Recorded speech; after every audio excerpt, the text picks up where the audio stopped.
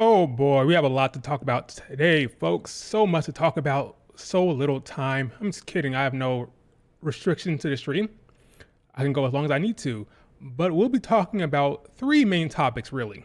First topic will be the art of getting over with the crowd and with the WWE universe, or whatever you want to talk about in pro wrestling, okay, and why so many in the IWC get it wrong. Oh yes, we'll be exposing the IWC today, folks, and because I was triggered by some of the reaction to what I saw the last couple of days. We'll talk about that in a second. We're talking about getting over with the fans and what you gotta do to get ahead in pro wrestling, and why so many people are so like lost with that. We're diving into that. Also, be talking about the Iron Survivor winners, Julia and Obafemi. Spoiler alert if you didn't watch the damn show. And of course, we'll be closing with what's happening with AEW and Rey Fenix. I'm waiting to do that last because literally there's things like breaking as I'm talking online. I'm seeing Fightful and other places like dropping some news here and there.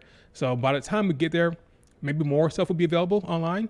So I'll discuss all that was happening with Rey and Penta and the billionaire owner that people are rushing to defend like it's their granddad, you know?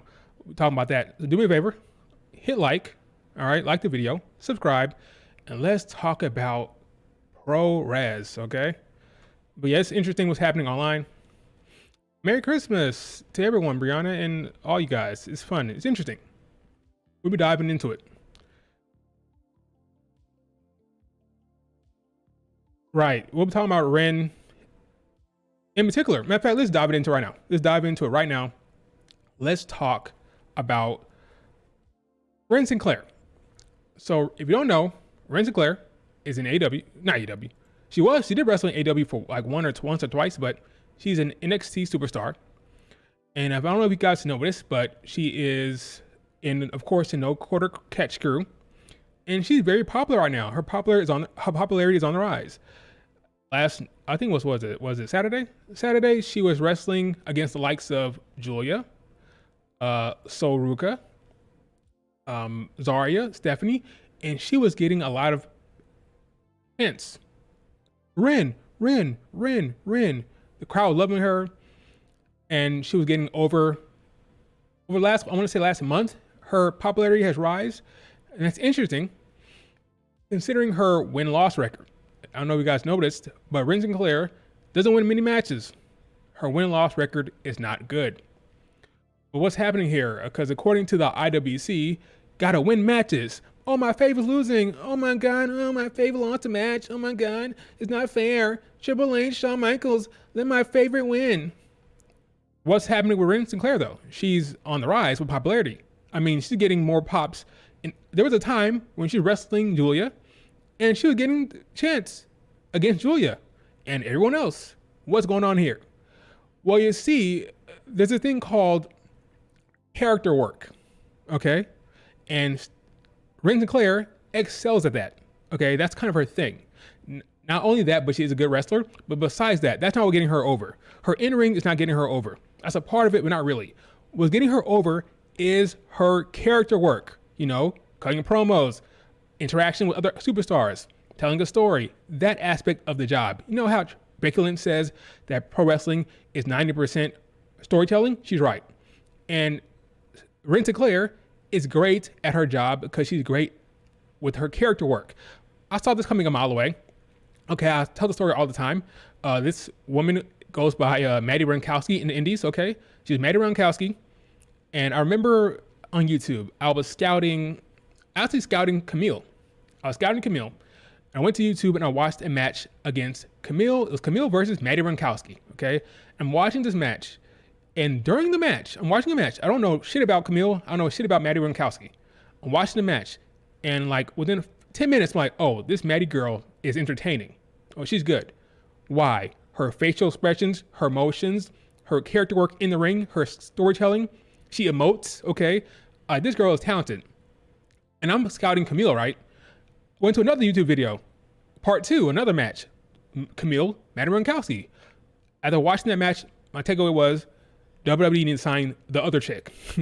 Maddie Ronkowski, who they needed to sign. She's a perfect fit for NXT, a perfect fit for that company or that brand, because of her character work and the way she works in the ring. She emotes, she's funny, she's interesting, she's just good at character work.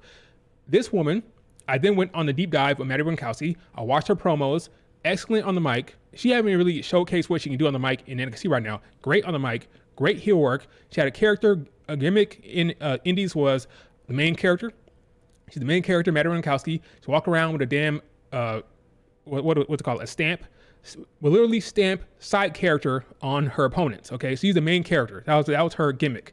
It was good. It was funny. It was effective. She was a great heel on the Indies. I knew she worked well in NXT because of her character work. Okay, she's getting over in NXT and with the crowd because of what she's doing with her character. The only way you can stop talents like Maddie Winkowski is not about wins and losses. No one cares about that. It's not about wins and losses. It's about TV time. When you have somebody who is talented, who knows how to work the crowd, work the audience, work the camera, and who can tell a story, and can be interesting be interesting and just good on the mic. You have someone like Maddie Winkowski who can get over without winning matches. Okay. No one else is like that? Chelsea Green. Chelsea Green has an abysmal win-loss record. But why? But what's happening right now on the main roster? If I was the babyface, the last person I would want to face right now is Chelsea Green in the ring. She is over like something serious. It's ridiculous. Why? Because with her time, she's entertaining. She's fun. She is engaging. When she comes on TV, you sit up straight. You're like, what is she going to do next? She's a performer. Maddie Winkowski, or in this case, Ren Sinclair now, right? Ren Sinclair, Chelsea Green, they are entertainers. They're good in the ring. They're good workers. They work well. Maddie Winkowski in particular, I think she's really good in the ring, right? Good wrestler.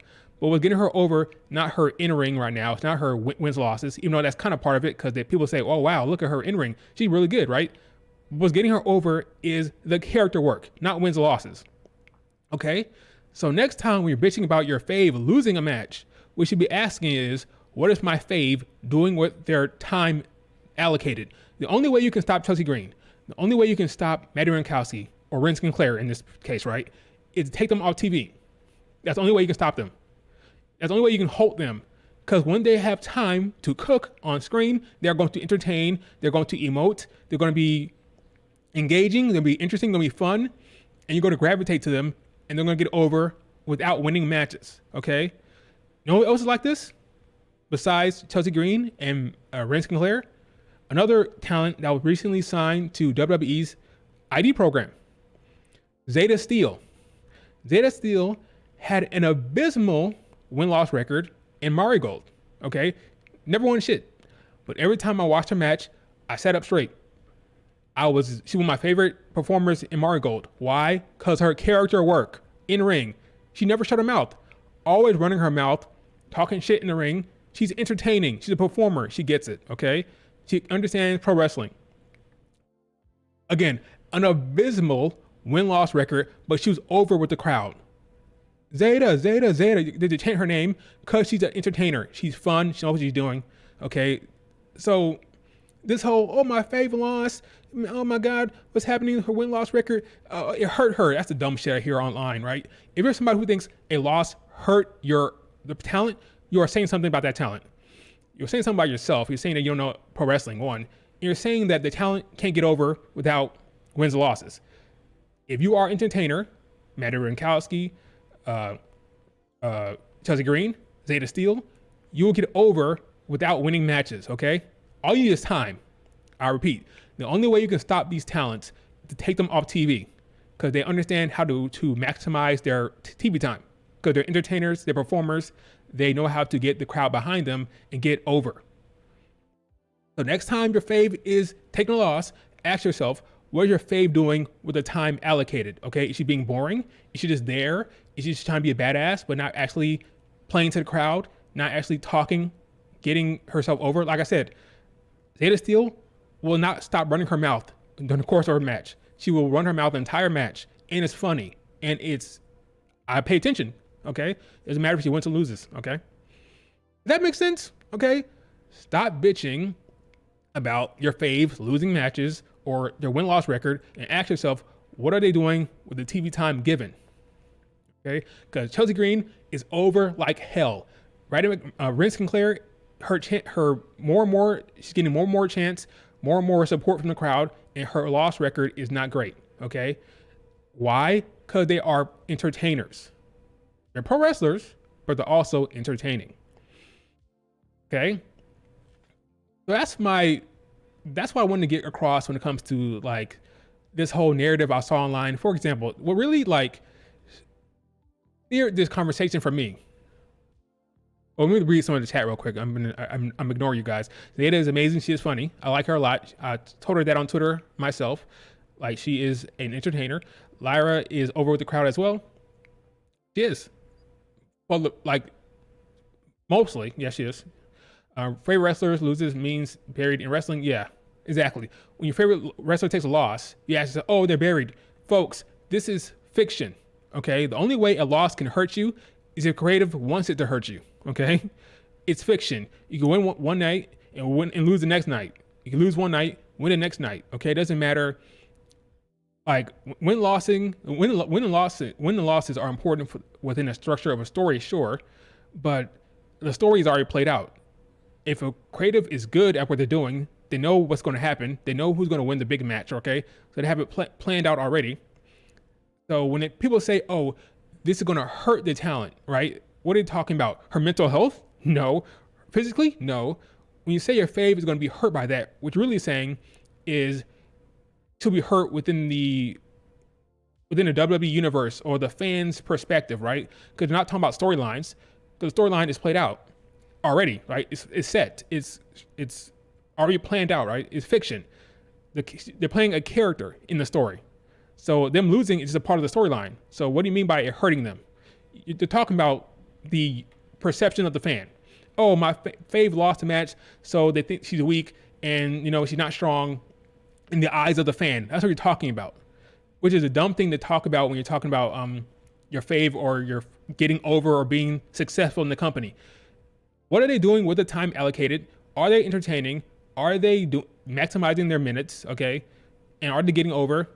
Of course, it's not all on them. There's something that the creative can do, like put them in a good story, give them time. Okay, but there's no excuse for them not trying to maximize their minutes because it's proven it can be done.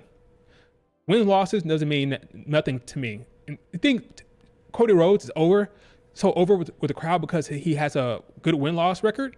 No, because he had a damn story. I'm going to finish my story. You're invested in the story. You're invested in him and his journey. You think LA Knight got over because it's a win-loss record? LA Knight was a heel. He was losing every other match. He got over because he liked his promo work. It reminded him of the Attitude Era of The Rock, Stone Cold promos, and he got over because of his mic work and his character work, not because of the win-loss record. Go back and look at LA Knight's win-loss record. It wasn't great. 50-50. No, but I liked him as his mic work and his character work. That's what I'm trying to get across here. Not about, oh, my fave taking a loss. No. What is your fave doing as a character? Is it interesting? Is it compelling? Is it going to drive the audience to want to check them out more? Okay? Not about win-losses. So this all stemmed from a comment I saw on Twitter talking about Julia. And if you don't know, Julia won the Iron Survivor. And I thought, okay, maybe they could go a couple routes here. They could have her beat Roxanne right away. Or they can have her get screwed or have Roxanne retain some way. And then Julia lose. Oh, but that would hurt Julia. Hurt what? Okay? First of all, do you have no shame considering how wrong you were before? How wrong you were when it came to Julia's booking originally? See, I'm talking to fans. They're not being irrational because they want their fave to win. When you ask somebody or ask a Julia stan or fan, what would you like to see from Julia in NXT? Do they say good storytelling? No, they say she's going to come in, dethrone Roxanne Perez, go undefeated, head to Stand and Deliver, and then lose to Stephanie there and get called up. What? No storyline. No story, nothing. Even though pro wrestling is 90%, I agree with Becky Lynch. Pro wrestling is 90% storytelling, right? Like, no, I just want her to come in, dominate, go undefeated, and then go to main roster. So of course, they want their fave to win every match, and they're not thinking about the big picture or storytelling. Remember what happened back in, was it September or October? I suggested that maybe, I know who Julia is, but not everybody knows her. Maybe she comes in, she takes a loss to Roxanne, she's screwed. The crowd gets behind her. She's endeared to them, right? They get more people supporting her. So they don't know her that well. Like some people do, of course, but a lot of people don't know her. So you have her come in, she loses, build that relationship with the fan base. They want her to win. They're rooting for her. She got screwed, a little bit of adversity. And then she beats her, right? Oh my God, you hate Julia. You're not Julia Stan. You're not a fan of her. You think you hate her. Like, what? I'm blocking him, block. Because I want a good story. That's what pro wrestling is, a good story. That's what I want. And then when she loses, they act like, oh, they didn't want that. Oh, now you're happy what you're getting now, right? You're happy that she won Iron Survivor? Well, guess what? That wouldn't have happened had she won against Roxanne. She wouldn't be in that match, right? Like what's happening now, huh? Oh, I like what they're doing with Stephanie and Julia. I like that. Well, guess what? It's happening now because you lost. These character moments with Stephanie and Julia, with Julia winning the Iron Survivor, all these character moments are happening because you lost to Roxanne Perez. It's a storyline that's happening, okay? You gotta let the storyline play out, okay? It's not that hard to understand or comprehend. I know you want your fave to win every match, but sometimes you gotta tell a story, okay? You don't get this moment, okay, if she wins against Roxanne Perez. This is a story point, a story beat. You don't get this reaction. You don't get any of this, okay, if she wins against Roxanne Perez when she walks in the door. Let them tell a story, okay? And no, if she does lose to Roxanne again, that's not the end of the world. Oh, it's hurting her. Hurting what? Hurting what? The story? You don't know the story. What are you talking about? If she loses to Roxanne again, oh, but she wins at Stand and Deliver in a beautiful way, are you gonna cry? No, you're gonna say, oh my God, I'm so happy for her. What a great moment.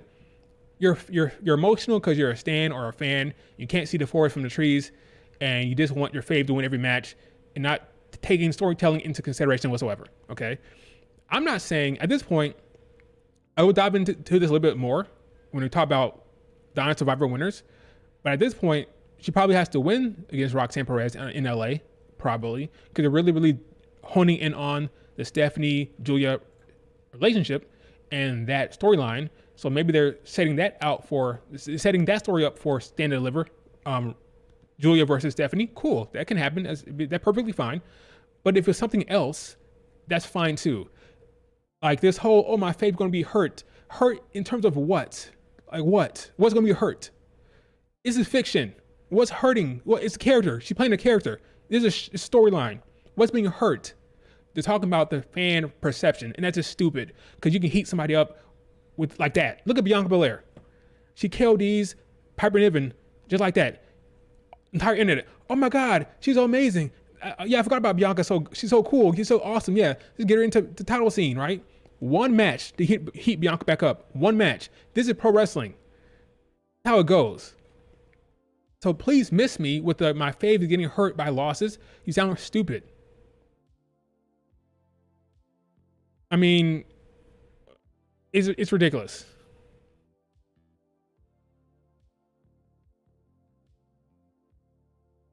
Ghosty Stance will start shitting on me now that I think Stephanie will beat her at Stand and Deliver. It could happen. Would it be a problem? Would it hurt her? No. I think she probably beat Stephanie at Stand and Deliver. I will dive into it here in a second. I think she beat Stephanie. But even if she didn't, like, oh my God, do you not see how they're rolling out the damn red carpet for this woman? I mean, look at this. Who got this type of, like, the confetti, the streamers? She's the face of NXT. They are saying she's the star. She's the star, folks. And again, this moment doesn't happen if she beats Roxanne. Because you wouldn't be in this damn match. She wouldn't be the Iron Survivor. Look at this nonsense. Look at this. They're telling you she's the star. She's the main character. Look at her. So why are you even worried about what happens? Like, who cares if she loses to Roxanne again? You see what's happening here. You see how much they love her. You see how much they're setting her up to be the star. She won the Iron Survivor. What are you worried about? They have her best interest in hand. They want the best story for her. So whatever happens, you'd be happy because clear as day, she's the main character of the storyline. They're setting her up to be the biggest star. So what are you worried about? Oh, it would hurt her to lose. Oh my God. Hurt her in terms of what? Listen to yourself. It's a storyline. They have an end goal. If she loses to Roxanne, that just means they have something planned for that's even bigger. That's all that really means. Look at the presentation. Look at what they're doing with her. You sound stupid. For the love of God, like, IWC is talking like to kids. Oh, my fave is gonna lose. Oh my God, what's happening to my fave? It's like so embarrassing. Like, I don't know, like, it's common sense stuff. Like, he is the biggest star right now because that's how they're presenting her. So what are you worried about? Like, let it play out. Let it play out. It's so stupid. It's really stupid, man. Getting over, to wrap it up, okay, to wrap some of this up, getting over is not about wins and loss records, really. Okay, that plays in the storyline, sure. But more about what is your talent doing with the time allocated? Are they given time? That's the biggest issue. Biggest issue is, are they given time? Can't get over if you're on the damn catering line, right? If you're in a catering line, you need to be on TV.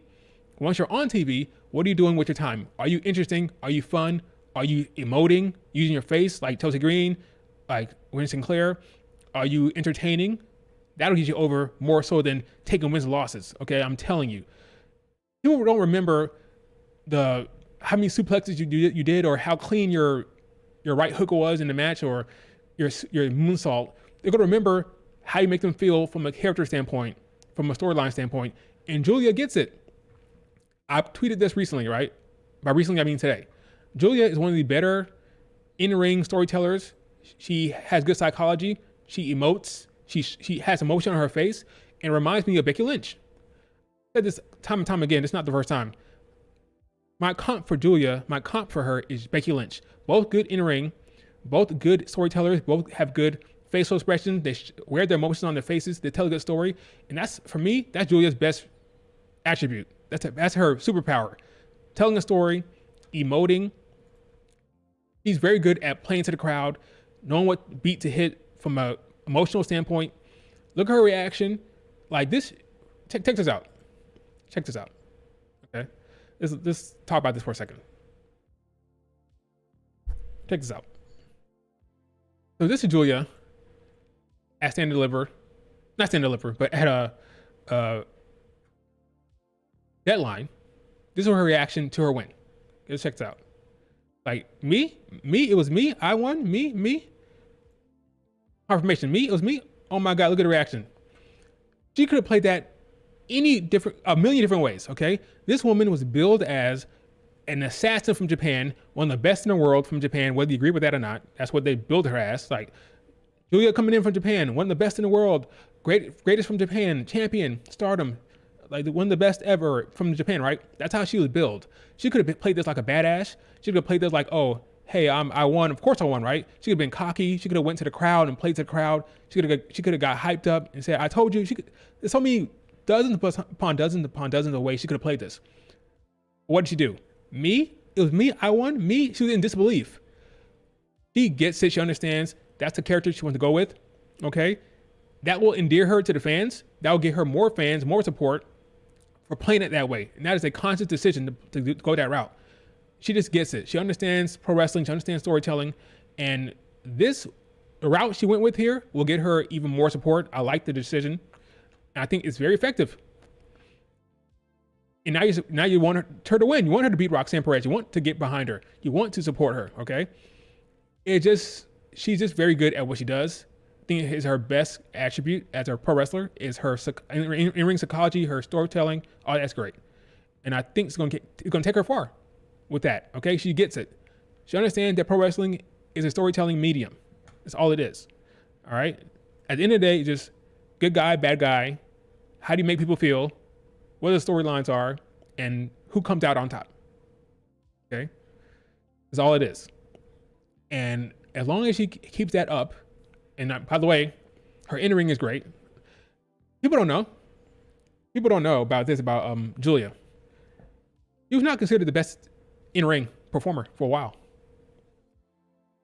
I mean, while she's in Stardom, she would get criticized for her in-ring by the Joshi stands. And that was probably her biggest weakness. Like, storytelling was great. Her in-ring psychology was always great. The people used to critique her for her in-ring, her sloppiness and her crispness, like kind of sloppy, not the most crisp. What she's showing right now in NXT is the best I've ever seen her. The best I've ever seen her in NXT. This is what she's doing right now. That's how good she is right now. Best she's ever looked. She's crisp, she's clean, no sloppiness, no botches, nothing. I've been shocked. Even I didn't see this coming. She deserves all the credit in the world for being so clean with her in-ring. She was great. Hadn't put a foot wrong. It's awesome to see. She deserves credit for doing that. But again, well, while she was in Japan, that was what people criticized. Okay, she's been so clean, so crisp. I've been so impressed with her in the ring in NXT. She stepped up her game. She progressed. This is the best I've ever seen her in the ring. And if she keep this up with her character work and her in-ring psychology, all that stuff, if she keep up this level of in-ring, sky's the limit. She's gonna be a massive star. Okay, so that's what I'm saying. Okay, that's all I'm saying. I got that off my chest. Let's talk more about Deadline in general. We'll dive into that here in a second. Let me read the chat. It's obvious who the winner of the women's IC title tournament was going to be. Or deleted. Okay. Literally main character. Yep. Hate these people. Champion without a belt. On John Cena used to say. Yeah, she is. She's the main character of the show. It's obvious. Look at her, folks. That's the main character that's screaming at the top of their lungs that she's going to be the champion. It's so obvious. Yeah. So this like, calm down. In conclusion, instead of complaining about your faves win-loss record, ask yourself, are they being given the time? Okay, that's one thing. Like, if they're not given time, they understand your frustrations. But if they are given time, and who cares about win-loss? What are they doing with their time? Are they entertaining? Are they telling a storyline? Are they doing a good character work? That's what you should be asking yourself, not win-loss. Because again, Chelsea Green, Ren Sinclair, they're very popular right now, and they have abysmal win-loss records. It's about character work. Simple as that. So stop complaining about your faves taking L's. Okay? Now let's talk about NXT as a whole. By that I mean the show, Deadline. Let's dive into the men's Iron Survivor match. This was a fun match. Wait, are we talking with the men? Yes, starting with the men. I thought Wesley, not Willie. I thought Wesley was gonna win. He did not, because I did not foresee Obafemi. I was under the impression it would be Eddie Thorpe when I made that damn prediction. So here you see Wesley stealing the pin on Devon Evans. Here's Devon Evans going over the top, being amazing here, talented, of course. This is a fun match. Obafemi came out there and wreaked havoc. Once I saw him, I knew he was going to win. He's going to win. Okay, Obafemi, get your pins. Came in there, was electric, was exciting, awesome. Ethan Page pulled the ref out. So when the ref was counting for a pin, he pulled him out to screw Obafemi from getting a second point. He then jacked him up against the cage. It was all great stuff. Well-produced match, I thought. Devon Evans was locked in the cage, or wasn't locked in. He couldn't get out because I think Ethan Page was blocking his exit. So he had to go over the top and leap over. Good spot. Very cool spot. Then we had a face-off between Obafemi and my man Devon Evans. So this is what people are thinking will be at Stand and Deliver, this match.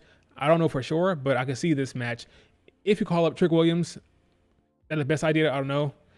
Talk about that later. But if you do decide to call up Trick Williams, then this is your match at a Stand and Deliver, probably. Obafemi busted lip, but he's going crazy. Fun stuff. Ethan Page got a pin on Obafemi, talking shit. But then he had to go into he got pinned like immediately by, I think it was Frazier. Then you had to go into the cage with Obafemi. That was a great spot. Funny stuff. Put him up against the wall. Funny, good stuff. Fun match. Got a double pin by Obafemi here. An end. And right before the end of the match, Javon Evans hits a beautiful cutter on Obafemi, but it's too late to get the pin. And you see the storyline here. Storytelling. Okay, the story beats. He gets shots to get the pin on him, but it's too late. Obafemi wins. Good storytelling. Good production of a match. Excellent. I thought it was very good. Obafemi stands tall. Now people are saying that Obafemi will now dethrone Trick Williams. Maybe. I'm gonna talk about Trick Williams later on. I think Trick Williams is not very good in the ring. He's okay. And honestly, if I'm gonna call up somebody to the main roster in a vacuum, like forget about plans and all that stuff, in a vacuum, I'd rather call up Obafemi. Oba is more ready. He's better in the ring. I think he's good on the mic as well. Just more ready for me from the main roster, more so than Trick Williams. But Trick is over like Rover with the crowd. Okay, over with the fans. He's a top performer in terms of mic skills. They like him. He's NXT's face right now. So I can understand them making that decision. I just think I'd rather see Oba on the main roster right now. More so than Trick Williams, but we'll see what happens. They now have a match set for New Year's Evil in LA. It'll be Trick Williams taking on Obafemi. Honestly, I would not be surprised if they swerved it and had Trick win just so we can get Obafemi on the main roster. But maybe that's what I want more so than what's going to happen. But I just think Trick Williams is not the most convincing in the ring yet. Trick is not ready. I agree he's not. He's fine in the ring. He's fine. If you put him in the ring with a Ilya Dragunov, then you have a very good match. But what we saw against Ridge Holland kind of exposed some things for him. And I'm not convinced that is the move they want to make. They should make, but it may happen. But we'll see. Then we had a promo from, what's his face? I'm blanking on his name.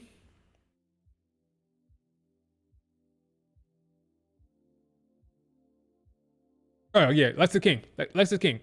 Lexus King cut a promo on his father, and being in Minneapolis was fine. Solid stuff for Lexus King.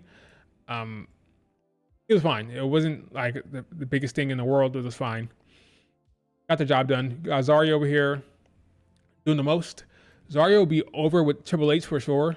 This is Triple H's energy right here. Very Rhea Ripley coated. The curling of the barricade is very Rhea Ripley coated. I think Triple H will love him some Zarya. This is fun stuff from her. Exciting stuff for her. She will be a star on the main roster when that happens down the line. Again, very Rhea Ripley coated there. You had a good underground match between Lola Vice and Jada Parker. I'm a fan of Lola Vice and Jada Parker a lot. I think this match was done well. I think Lola Vice should win. This is Lola Vice's match type. She should not lose ever in this match unless it's against another grappler or another MMA style fighter. I like that I like that she had a win streak here in these underground matches. I think that's appropriate. I think it should continue. Jada Parker attacked the wrist or the hand, and that was the story of the match. Jada Parker was attacking that hand. Ultimately, Lola Vice hits her with that wrist and takes the pain of it. Then she puts her in a counter choke and got the win. He had a very good shot here of Jada Parker distraught and sad and heartbroken about the loss, with Lola Vice standing tall in the ring. Very good shot, very good framing here. And I thought it was a solid match here. Yeah, it got mixed reactions. I thought it was fine. Wasn't the best underground match. Wasn't the best one. There've been better underground matches, but I thought this was fine. I have no massive complaints about what happened here. Some people may disagree, but I thought this match was fine. Not everything has to be a 5-star banger, okay? Sometimes you just tell a decent storyline in the match, and it'll be fine. But again, it wasn't the best underground match. I'll agree with there. Now, Nathan Frazier took a big beating during that damn Iron Survivor match. I was not worried one bit. Now, I had Fraction retaining. I was not deterred by this at all. I said before, I refuse to bet against a Fraction because every time I do, they win. They don't lose, so I'm like, you know what? I'm not going to predict they lose ever again. So when it happens, okay? But I didn't think this was going to mean anything. Even though Nathan Frazier was banged up here, I did not think they're going to lose. I still thought they're going to win. And they had a good match. OTM came out there to just be out there, just get involved in it. I guess they're going to push them next. So next match will be OTM against Fraction. So why else would you put them out there? No Quarter Catch Crew has some good spots here. I love Heights. Tavion Heights. I think he is. They need to push him and what's his face into like the main scene on NXT. They have a lot of holes in the men's roster right now for the top title. Tavion Evans and Charlie Dempsey. I can see them being pushed to the top. Why not? Charlie Dempsey's good. Tavion Evans is very good. Like, push them. Push them. Let's say Tavion Evans. Heights, you fool. Push them. I don't know why. I don't know why they don't. Like, this mid-card stuff is fine, but Tavion Heights is ready. He's good in the ring, explosive. Why not push him towards the top title? Maybe they're waiting until Trick Williams loses or whatever, or whether Trick Williams or Obafemi gets called up. I don't know, but I want to see more Tavion Heights in singles. I want to see more Charlie Dempsey.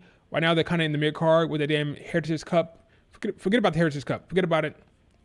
Push Charlie Dempsey and Tavion Heights to the main scene, okay? These guys are... Yes, the Heritage Cup is holding Charlie Dempsey back. I agree. What are you waiting for? You need bodies up there. You need talent up there. This is a cool spot. Drop kick to Nathan Frazier into powerbomb is a cool spot. I like how Tavion Heights broke up the pin by running on his back and he got kicked. That was a really cool spot here as well. Good stuff. Entertaining match. I like what they did here. Well produced. Axiom hit a destroyer on Heights. And he small package got the win. But yeah, this was good stuff. Again, I'm not going to predict them to lose ever again until, I don't know, maybe stand and deliver. I just don't buy they're going to lose. I predict them to lose so many times and I'm just over it. No more predicting them to lose. They'll win every match for the rest of humanity, okay? That's my story. I'm sticking to it. OTM, I'm not even convinced. I'm not convinced. Maybe. So I didn't even bother putting any clips from that match. The Ridge Holland Trick Williams match. Trick Williams, that match was the worst match of the night. Was not my favorite. Was not engaged. Was not invested in it. Kind of just happened. And this match kind of exposed Trick Williams a bit. When it's not against Carmelo Hayes, who's not up against a top performer like a Ilya Dragunov, it can get kind of rough. Like I don't just completely blame Ridge Holland. That's not fair. I think Trick Williams has a part to play here. He needs to work in the ring. He's not that great still, but he's 30. It's not 25-year-old, not 24-year-old. Remember that. He's 30 years old. So he needs to get it together very quickly or just be like a mid-carder on the main roster, like an LA Knight, who never actually gets the big one, but like maybe he'll get a mid-card run every now and then. He needs to get better in the ring. All right. He's over, so he'll be fine. Like from a TV standpoint, from a time standpoint, he'll be fine. He's over. I like him a lot. But if you want to go to the very, very top, the in-ring need to get better. He's 30. I know Jakar was 30 either. Jakar Jackson is 30 years old. I know that.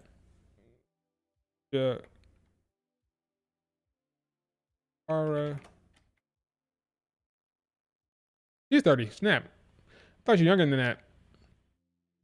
Yeah, Jakar is 30, and Trick Williams is 30. I think the Last Legend's like 28, maybe? The Last Legend.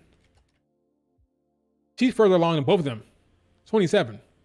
Lash is 27, and she's better in the ring than both of them. I like Lash a lot. He's only 27 years old. But yeah, can't have him in NXT for too much longer. He's 31. When does Trick Williams turn 31? His birthday is when? Trick. He needs NXT, but how much longer can he be there? So by Stand and Deliver, well, after Stand and Deliver, because birthday's in May, he'd be 31. He could be as old as he needs to be, but there's nothing wrong with the 32, 33, 34-year-old in NXT. Nothing wrong with it.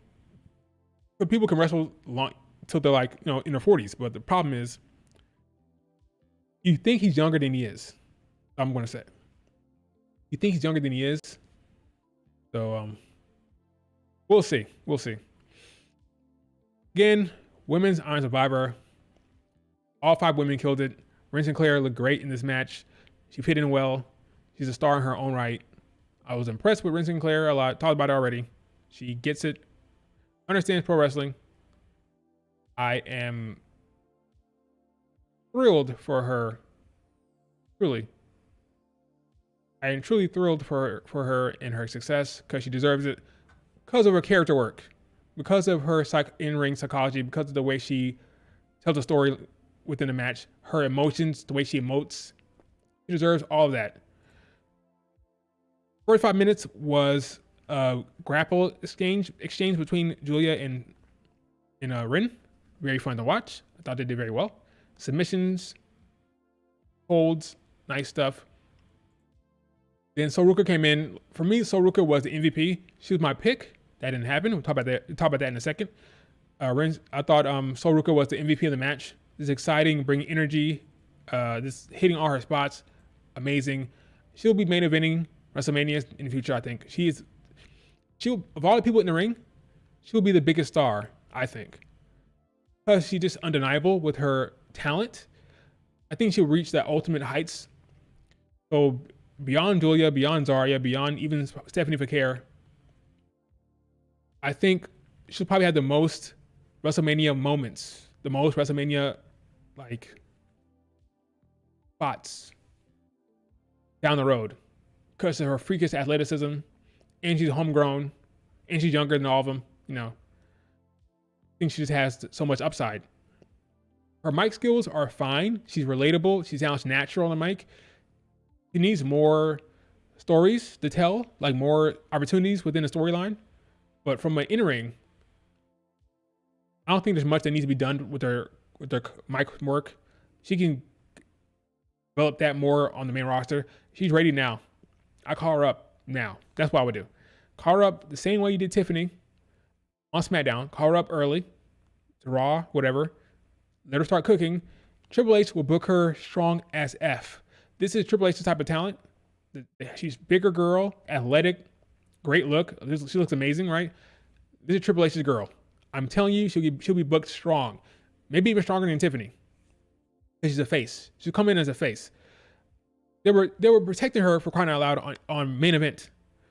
They were protecting her on main event. They had to cheat to beat her on main event. That's how usually you have a main event match and the NXT talent loses. No, she was getting protected. They had Isla Dawn interfere in the match on main event. She is a big star, and I'm telling you, they're gonna strap a rocket to her. Strap the rocket. Big time rocket to Soruka. I think she's called up within the next 2 months.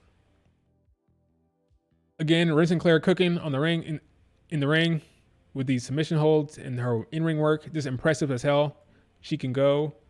I love it for her. Double submission on Ren Sinclair and Soruka by Julia. Fun spot. I love these. My favorite match type, triple threat matches for this type of stuff. The innovation, the creativity. I love 3 people in the ring at once. My favorite match type could get stuff like that. Innovative, cool, interesting booking and production from the producer. Soruka is out of the match here, and Julia hits a big time Northern Lights bomb on Ren Sinclair, gets a pin on Ren Sinclair. Then Zarya comes in there, shows her power, shows her strength. Everybody got their time to shine. Zarya showing her power here, the double suplex. So this is when Soul Ruka hits her double Soul Snatcher. Great spot from her. They rolled out the ring.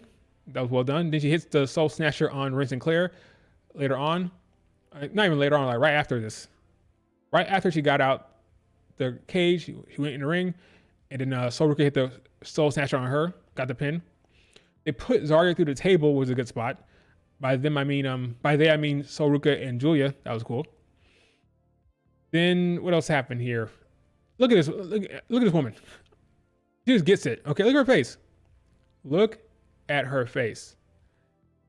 She just understands how to use her time in her face to get over. She emotes. She just is like the ultimate, like,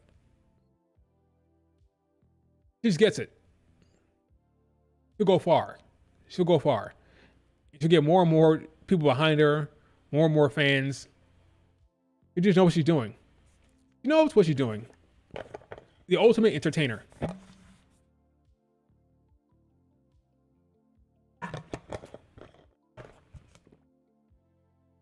This is what we want to see. Reaction. Tell the story on your face. This is good stuff. She gets it. She just gets it. She just gets it. Understands how to tell a story.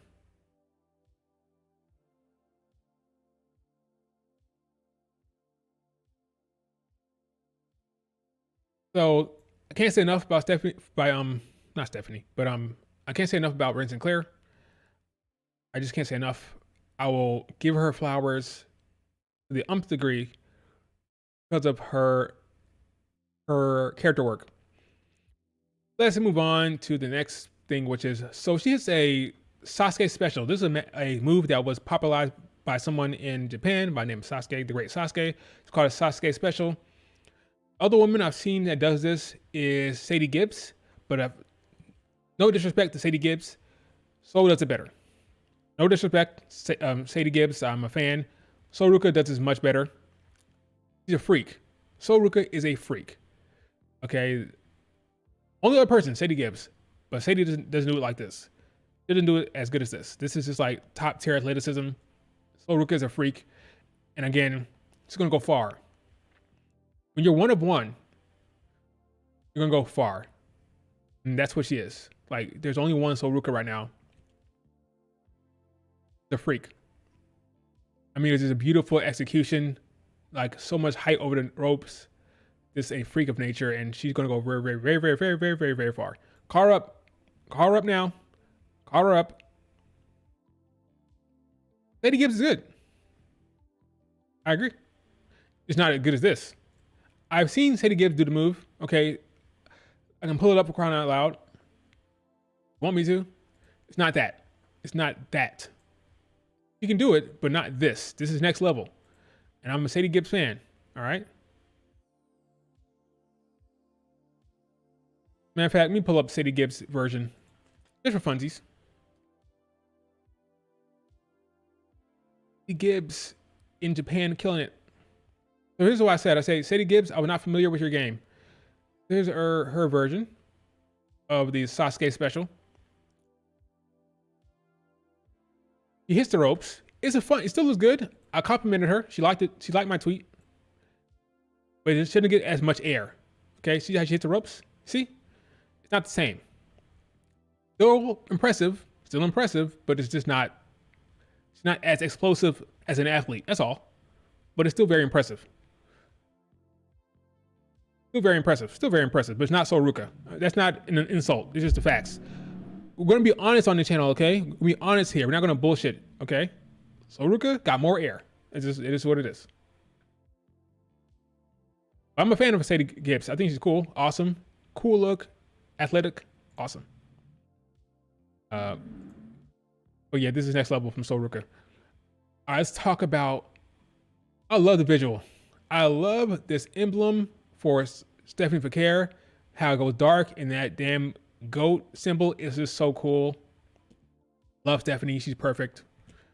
Stephanie's perfect. I'm not yet talking about Rey Fenix here in a second, Richard. He's the main topic. We'll end with Rey Fenix. Stephanie Vaquer, very cool. Perfect. So now they're teasing Stephanie Julia very strongly. Okay, so the storyline in this match was tease Stephanie Julia as much as we can. Okay, so this is going to be the end game, I would think. And the more I think about it, the entire time I was thinking about maybe Julia facing Roxanne at the end of Deliver. You know, all her friends and family are in town. The entire Joshi world, Stardom, Marigold, they're all here, right, in Las Vegas for WrestleMania weekend. Then you present Julia as champion for the first time in front of all her friends, Rossi, Nanae, Fuka, all of them are there, you know, and you do that there. I have to admit, the way this is headed, I have to be honest with myself, I don't see that anymore.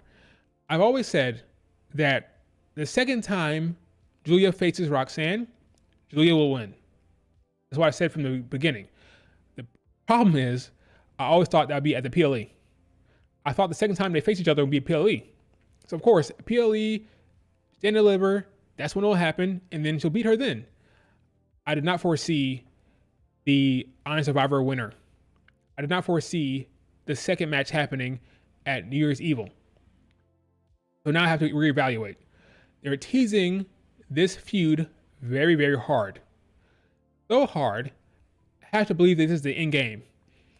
You're getting more Stephanie Julia stuff than Julia Roxanne stuff.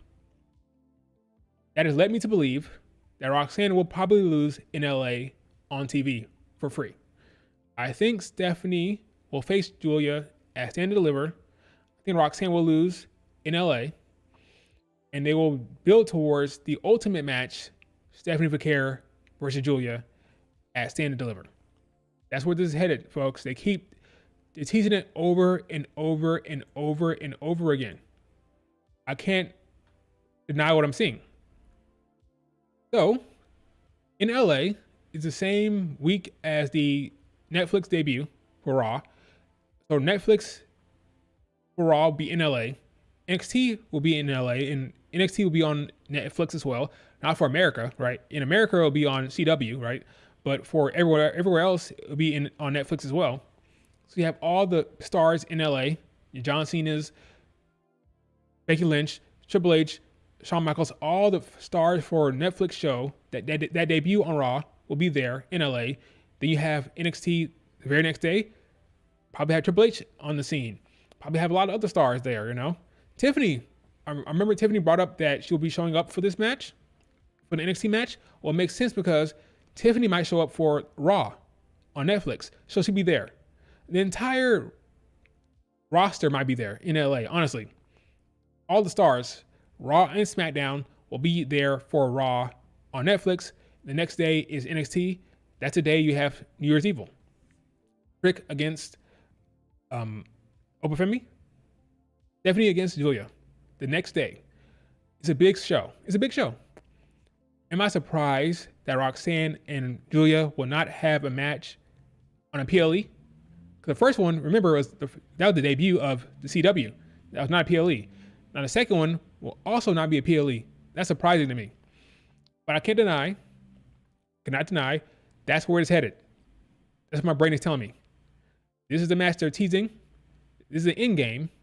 And if I think they're going to call up Stephanie after Stand and Deliver in the draft, then when are you going to do the Julia match? Stand and Deliver. That's when you do it. I think you do it at Stand and Deliver. I think Julia wins, because Julia is, of course, the face of the company, or the brand. She's the face of the NXT brand. Then Julia stays in NXT. Stephanie, in my opinion, goes up. That makes sense? So here's a timeline of events. Timeline is Roxanne loses to Julia in LA on TV. Big show, but TV. You didn't build towards Stephanie, Julia. Julia she beats Stephanie at Stand and Deliver, and that's that.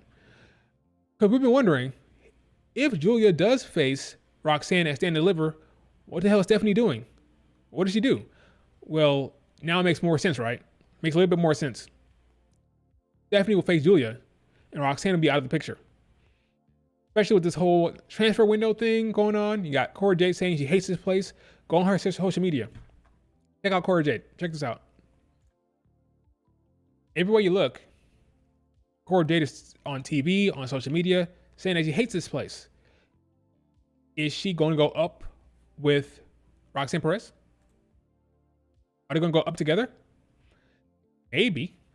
I don't know. Is that the best idea? I don't know, but it could happen. Check this out. This place sucks. Forrest hates this place. Retweet. I hate this place. But at least I look good. 3 consecutive tweets. I hate this place. I hate this place. Her promo was on TV. I hate this place. Is she going up with Roxanne Perez? It could be something to do with Roxanne to give her that support, give her that character to bounce off of. Call her up with Cora Jade. That could work well for both of them. Could they have each other's support going up? Do I think Cora Jade needs to be on the main roster right now? No, but if you're calling them up as a pair, it makes sense. Keep them together, right? They came in together kind of. They're kind of connected. So you call them up together. That would work in my mind, kayfabe wise. But just keep your eye on Cora Jade. Keep saying it over and over again. Hate this place. I hate this place. I hate this place. Does it mean something? Is it going to lead to something? I don't know. Yes. Eggplant. Yes. So this is another thing people have been talking about. People are saying, Stephanie has to win a title. No, she doesn't. No, she doesn't. She does not have to win a title in NXT. NXT is developmental, okay? It's the third brand. Winning a title doesn't speak to anything. Nothing. Bianca didn't need it. Stephanie doesn't need it. Oh, by the way, Soruka doesn't need it. You do not need a title on NXT at all. You don't need it. You showcase your talent, tell your story, be useful down there, and you can go up at any time. Go up at any time. I do not think she needs a singles title whatsoever. Stephanie does. Remember, again, the original plan was Roxanne loses to Julia. That was the original plan. Stephanie Vaquer was a happy accident. She was not in the plans. She became available, and they snapped her up quick. And they brought her in. You do not need her to win a title. Could you do it? Sure, but you don't. It's not needed for her, for anyone. Her bread and butter will be the main roster. Her run will be main roster. That's what she'll be remembered for. She won't be remembered for her NXT run. It doesn't matter. Okay? She's not developing anything. They don't need to see her with the belt. She's a ready-made superstar. She's ready to go. Second she stepped into the company, she's been ready for main roster. She's perfect. There's nothing wrong with her whatsoever. Nothing that needs to be worked on or developed. She's perfect. She's being used in NXT for Shawn Michaels' sake, for storytelling's sake, but she's ready for main roster. Julia needed to adapt. Julia needed to come along and adapt to America and that style, but Stephanie's been ready for the moment she stepped into NXT. So there's nothing to develop. There's nothing to see. She's ready-made superstar. Call her up and let's go. Call her up and let's cook. She'll be an immediate force in the main roster, in mid-card. Probably win the mid-card belt very quickly. Book very strongly because she's money. Again, beautiful, talented, speaks Spanish, a marketing dream, and amazing in the ring. You can't mess her up. She's perfect. Call her up. She wins the mid-card belt, and then she's off to races. Doesn't need a NXT run as champion whatsoever. Have her lose to Julia, and that's that. Okay? She looks strong, looks dominant, and deliver. Julia Stephanie. Stephanie loses, up to main roster, and let's stop messing around. Just not beat around the bush. Just get her out the way. Okay? That's what I would do. She is a ready-made superstar already, so no need to mess around with NXT belts at all. They started headbutting each other, was kind of funny. Rapid headbutts. So they were touching. They were going at it. Oh, Ruka is such a freak. Look at this visual. He does a freaking 360 springboard lariat. Insane Sky's the limit. Man, I'm telling you, WrestleMania, he's going to be a massive star on the main roster. He's ready now. He's pinned by Ren Sinclair. Then got a very, very, very cool sequence of events here, which ends with Julia hitting Zarya with the G trigger. Gets a pin. Stephanie tried to roll her up, but it's too late. Match is over. Julia wins. Again, telling the story between Stephanie and Julia. Julia wins. Stephanie disappointed. That is the storyline they're going with, folks. That is the end game for Julia in her run, her first run. Good stuff. Again, great emotion. On me, Becky Lynch. Again, great storyteller. She gets it, tells a story, shows the shock and awe of her winning. Stephanie is disappointed and hurt. This is the storyline, folks. I like the shot a lot, showing Julia being excited with the Soul Ruka in the background. Very well framed shot here. Julia was genuinely surprised by the, I don't know if she was surprised or not, or she's just showing that emotion. She looked surprised by the confetti and the streamers, like genuinely surprised. If she knew already, then she's perfect. She's a great actress. If she already knew, it looked like she was actually surprised by this. I don't know. But again, anyway, good emotion, good reaction to the confetti and the streamers. And of course, Stephanie looking distraught. Heel turn coming. Okay? Heel turn coming for Miss Vaquer. And I'm ready for it. I'm ready for Stephanie have more edge, be more of a heel. That's her bread and butter. Heel work, that edginess she has to her game is going to be great to see her play that role in NXT. Is coming. Stephanie is over with the crowd. She's amazing, perfect. Again, I always say it, she's perfect. She's perfect. The heel turn cometh. The heel turn cometh for Stephanie Vaquer. Again, look at the confetti and the streamers pulling out all the red carpet for her, all the stops for Stephanie Vaquer. Not Stephanie, but Julia. Ultimate star, main character. I mean, what else you need to see? What are you worried about? If you're a Julia stan, you should be thrilled. Shut the hell up and just enjoy her booking because she's being treated like a massive star and she deserves it. Again, stop bitching about her booking because it's perfect, all right? It is perfect. And that was pretty much NXT. Any thoughts?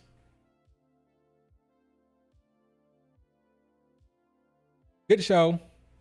Good presentation. Trick Williams, not the best, unfortunately. Can you imagine if that was a main event? Oh, yikes. Yikes. Absolute yikes. What's happening with Ridge? I don't know. Ridge is gonna, I don't know. Maybe Ridge against Tony D? Who knows? Ridge is not my favorite. You're happy with Julia's storyline? I'm happy you are happy, okay? Because some people are complaining about nothing.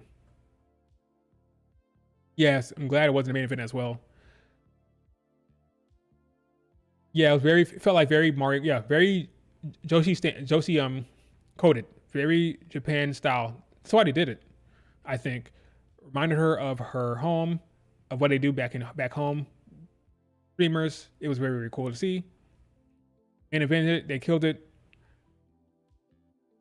Probably match of the night. A lot of good stuff. The men's, the women's, and the tag team I thought were great. This could easily be match of the night. Told a good story. Set up good matches between Stephanie and Julia. All around, awesome stuff for the ladies and NXT. Yeah, that's my my guess, folks. It'll be Roxanne dropping the belt at New Year's Evil. Roxanne going up to the main roster, or maybe having one more match at New Year's Evil. I mean, not New Year's Evil, but have another match at Vengeance Day, maybe. NXT Vengeance Day, maybe. But then she's up to main roster. You're gonna get Stephanie against Julia for all the marbles at Stand and Deliver, where Julia should win because she's the face of the brand, and Stephanie goes up to the main roster. What I would do. Don't beat around the bush. Does Cora stay behind? We'll talk about how Cora Jade's been talking about Actually hates NXT, so they could call her up with Roxanne for sure. Either way, it'd be fine for her. She'll be fine. They believe in Core Jade. They like her a lot, so it'll be fine either way. Okay, let's talk about Rey Fenix. Been waiting to talk about Rey Fenix. Here is the time we're discussing Rey Fenix and Tony Khan, the billionaire owner, who wants to be like Vince McMahon. He wants to be just like his idol, Vince McMahon. All right. Don't think so? Look at the evidence. Look at the evidence, folks. So Rey Fenix is right now a prisoner of Tony Khan. Wants to leave, wants to get out of there, but he can't. Why? Because he's under contract. Okay, he had an injury, and Tony Khan slapped on some injury time, and he's well in his right to do that. Right? It's his company; he can do that. You know, he can do that. It's in his contract that he can slap on some injury time, and that's what he's doing. Why? Well, because he's petty. He's upset, allegedly, according to him, according to his like who he's telling, like Fightful. Because you know Sean Ross Sapp is very much, you know, he's friends with Will Washington. He knows AEW, so they tell him, "Hey, Sean, this is why we don't like what he did. He was talking to WWE 5 months before his contract ended, and we didn't like that." Here's the thing about this whole contract tampering bullshit. First of all, I always say there's no such thing as contract tampering. It doesn't exist in pro wrestling. There's no CBA, so there's no such thing. You can talk to whoever you want to talk to. If I'm working at Google, I can talk to Apple all day long. There's no CBA agreement between Apple and Google, and there's no CBA between WWE and AEW, so they can talk to whoever they want to talk about. Like, they can talk to whoever they want to talk to. It doesn't matter. There's no CBA, okay? So there's no contract tampering. That's number one. Two, Rey Fenix is being punished for something else, according to him. According to Rey Fenix, it's not about this whole talking to WWE nonsense. That's not what's going on here. What's happening here is I'm being punished or mistreated because of something that happened behind the scenes.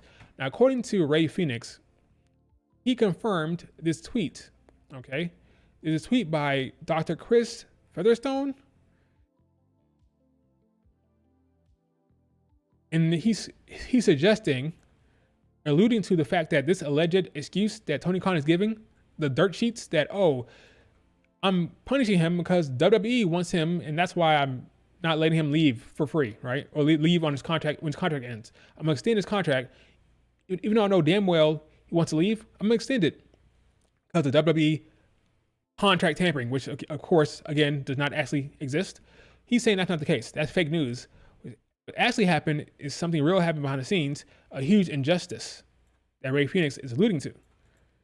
Okay, and they want to go in depth on it, but they can't because of whatever reason, right? And Rey Fenix says that this is the most accurate comment. Okay, he said he can't talk about it because of contractual issues. But then today he came out and said this: I needed a doctor, and you ignored me for months. I needed a doctor, and you ignored me for months. Okay, so he's alleging that Tony Khan is bad at his job. Okay, he was injured. He reached out for a doctor. He was ignored. Now, according to what I understand about AW, they pay the talent. They'll reimburse the talent. So the talent has to go find their own doctor, right? And they'll reimburse them the expenses. So you go find your talent, or you go find your doctor. Your doctor will say, this is how much it costs, yada, yada. They do the procedure. You give the bill, take the bill to AW, and they'll pay it. Okay, this is not like unheard of in professional settings, right? But he apparently was having issues, and good guy Tony Khan did not help him out when he reached out to him. He was ignored. This is not a surprise with Tony Khan. Tony Khan has had a history, a documented history of ignoring talent. Look at Camille. Camille was signed in February. She was like, what's going on here? What's the booking plan? Why am I not being used for months? Remember? She was like hanging out, not doing anything for months. And CM Punk had some more issues like that. Time and time again, you hear about talent not being used and talent not knowing what's going on and being ignored. not being in the loop. Heard about this time and time again. It's not a new thing with Tony Khan. I believe it because we've heard it before. Tony Khan does not keep his talent in the loop for whatever reason, okay? So I tweeted this. This is my tweet. I said, can't wait to see all the people defend the billionaire owner and not support the talent, basically, okay? What happens to supporting the talent? Aren't we supposed to be on the talent side with this? We have a billionaire owner who allegedly is mistreating the little guy, mistreating the talent. I thought the IWC was all about supporting the talent against the billionaires, you know? But apparently, if the billionaire is on your side, right, if it's on your team, if it's your favorite company, then the billionaire is cool, and he's like a kumbaya billionaire, and like, you know, the talent is wrong. That's what I'm discovering here when it comes to Tony Khan. And it's a sad, you know, it's a sad situation. I thought we were all supposed to support the talent and get the back of the talent against the big man that is the billionaire. But apparently, there's nice billionaires when it comes to your favorite promotion, right? It's really, really sad to see. I mean, some of these comments are embarrassing. You look at the reaction to the tweets here when he said I needed a doctor and I was ignored for months. You think they'd be sympathetic toward Rey and feel for him, but no. Not familiar. CM Punk. I mean, some of his reaction here. Huge fan, man, but cut it out. Cut what out? He's talking about being mistreated by a billionaire owner. You telling him to cut it out? Like, what is this? Tribalism. It's all comes down to tribalism, folks. That's all this is. All tribalism. My favorite team is being taken down here or being accused of something, and I don't like it. So bad talent, good billionaire, good Tony Khan. It's quite stunning. And if this was WWE and Ali, it'd be a different story, right? That's how this thing works. It's really, really sad. Nothing personal, but you're a grown man. Okay? That sounds like a personal shot. You're a grown ass man, dude. What are you talking about?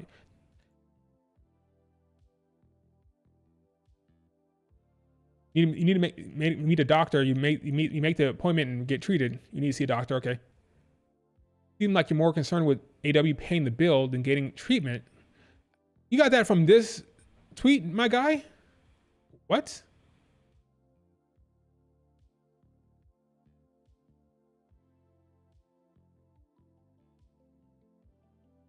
That's crazy. You don't know the storyline, the actual story. You don't know the story. And you're saying that it seems like you're more concerned with AW paying the bill. What does that have to do with this statement? He said he needed a doctor. He ignored him for months. What are you talking about? He didn't say I needed the bill paid. So what are you talking about? I'm confused.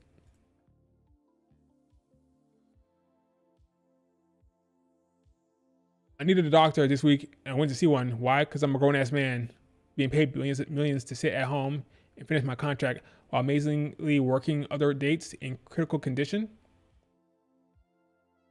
Who are you? What? Grow up and do business like a man, not on the internet. These people are caping for the billionaire owner with no evidence. They don't know the storyline, don't know nothing that happened. There's like, oh, this is like, you bad, Rey Fenix, you bad. Like, you don't know what's happening here. You know what, like, you don't know nothing. It's incredible.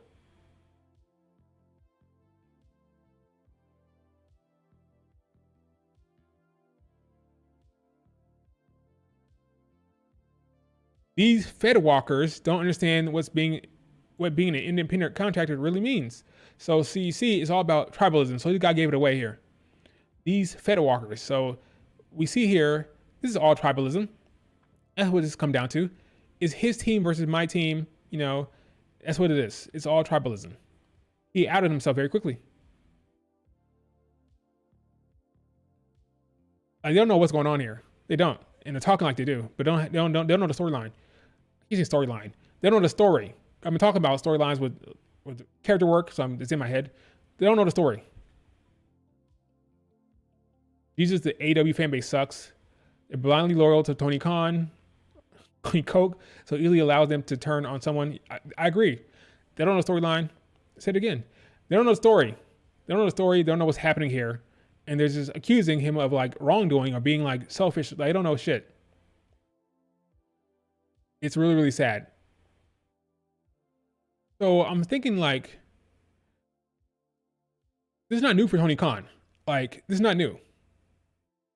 He's always being accused of not keeping people in the loop. So this is not like unheard of. We've heard this before, so we can't be like surprised by this type of direction from Rey Fenix, because it's typical for Tony Khan. He can end this very quickly, or he could have ended it by releasing him from this whole extended contract. He knows he's not going to use Rey Fenix. So who are you trying to hurt? WWE? No, you're trying to hurt Rey Fenix. WWE are hot right now. They don't need Rey Fenix at all. Rey Fenix is not going to make them sell out Mania. They're not going to sell more tickets because of Rey Fenix. Like, they're going to sell because they're going to sell. Like, they're hot right now. The product is hot. You're trying to punish Rey Fenix, not WWE. Not the fans you're punishing. You're punishing one person. That's Rey Fenix. Because you think, what? Well, we don't know the whole story because Rey Fenix is alleging something else here. But even if it was true that he was mad that WWE was contacting him, who gives a shit? Was he sticking to his contract? Was he showing up to work? Was he working? Like, who cares who you're talking to? I don't understand this whole argument that, oh, is it bad? Are you talking to another company? His contract, is he sticking to it? Is he showing up to work? Is he working his dates? Is he getting along with folks? Period. I don't care who he's talking to. Why do you care about what his plans are after his contract ends? Why do you care? Why do you care if he has plans after his contract ends? Like, as long as he sticks to the contract, as long as he does what he needs to do, who cares what he wants to do after the contract ends? It'd be one thing if WWE said, hey, end your contract, break your contract, leave AW. That's one thing. That's breach of contract. But if we're talking about plans in the future, when my contract ends, I'm going to sign here. Who cares who you're talking to? You have a contract. Stick to it. Like, why do you care that they're talking to WWE? I never understood that complaint. I can't talk to Apple or Google. Why? Am I showing up to work? Am I doing my job? Yes. Then who cares who I'm talking to? Who cares what my future plans are? Once my contract ends, again, if he has to show up to WWE event during his contract, that's one thing. That's crazy, right? But if the plan is, I'm going to do my contract, then I have a plan already set in stone to work with another company, who cares as long as you stick to your original contract? I never understood this whole, oh, is it bad or is they talking to WWE? Who cares? As long as he doesn't break his contract, who cares? There's no contract tampering. There is no contract tampering in WWE, for the love of God. There's no CBA agreement. So you can't contract tamper. So I don't know what Triple H. I don't know what Tony Khan is talking about. Tony Khan has the Jaguars and the NFL on his brain, because CBA, contract tampering is a CBA term in the NFL. And he comes from the NFL world, the Jaguars. So you're applying that to wrestling fans. Wrestling fans are jumping on it. Like, oh yeah, it's contract tampering. There's no such thing. There's no CBA agreement. There's not Panthers taking away a player from the Jaguars. That's not the Panthers talking to Jaguar players. That contract tampering, because it's outlined in the CBA. There's no such thing as contract tampering beyond a CBA agreement. Okay, so it's pretty ridiculous. Now people are saying, why wait now? Why do you wait until now to come out and say this shit? Why didn't he say it before? Well, maybe he's waiting for his brother to get out of AEW. Because Penta is now a free agent. So perhaps he's waiting for Penta to get free because he's nervous of me not saying anything because he might try to screw Penta somehow. You don't know. You never know what could happen. So I'm going to wait until Penta gets out. Once Penta is out of there, then I'm going to really like go on Twitter and like speak my piece. Maybe that's what he's waiting for. He's waiting for Penta to be out. Because Penta is now free agent. It may pop up in WWE, who knows? But it's really, really sad that so many people are jumping on the billionaire side without any evidence. Without any evidence. And Sean Ross Sapp said he asked about this to Tony Khan. He said, I asked and I was told they're opting not to comment on this at this time. They can't comment on medical claims. Yeah, it might be the right approach by them, but I just don't. I'm going to hold out and not accuse the talent of being jealous or being like petty or whatever. I'm gonna wait and see what's happening with the billionaire owner first, because he is the billionaire owner. He's a position of power, and I'm not gonna like treat Rey Fenix like he's a bum like some of these people are doing. It's really, really unfortunate.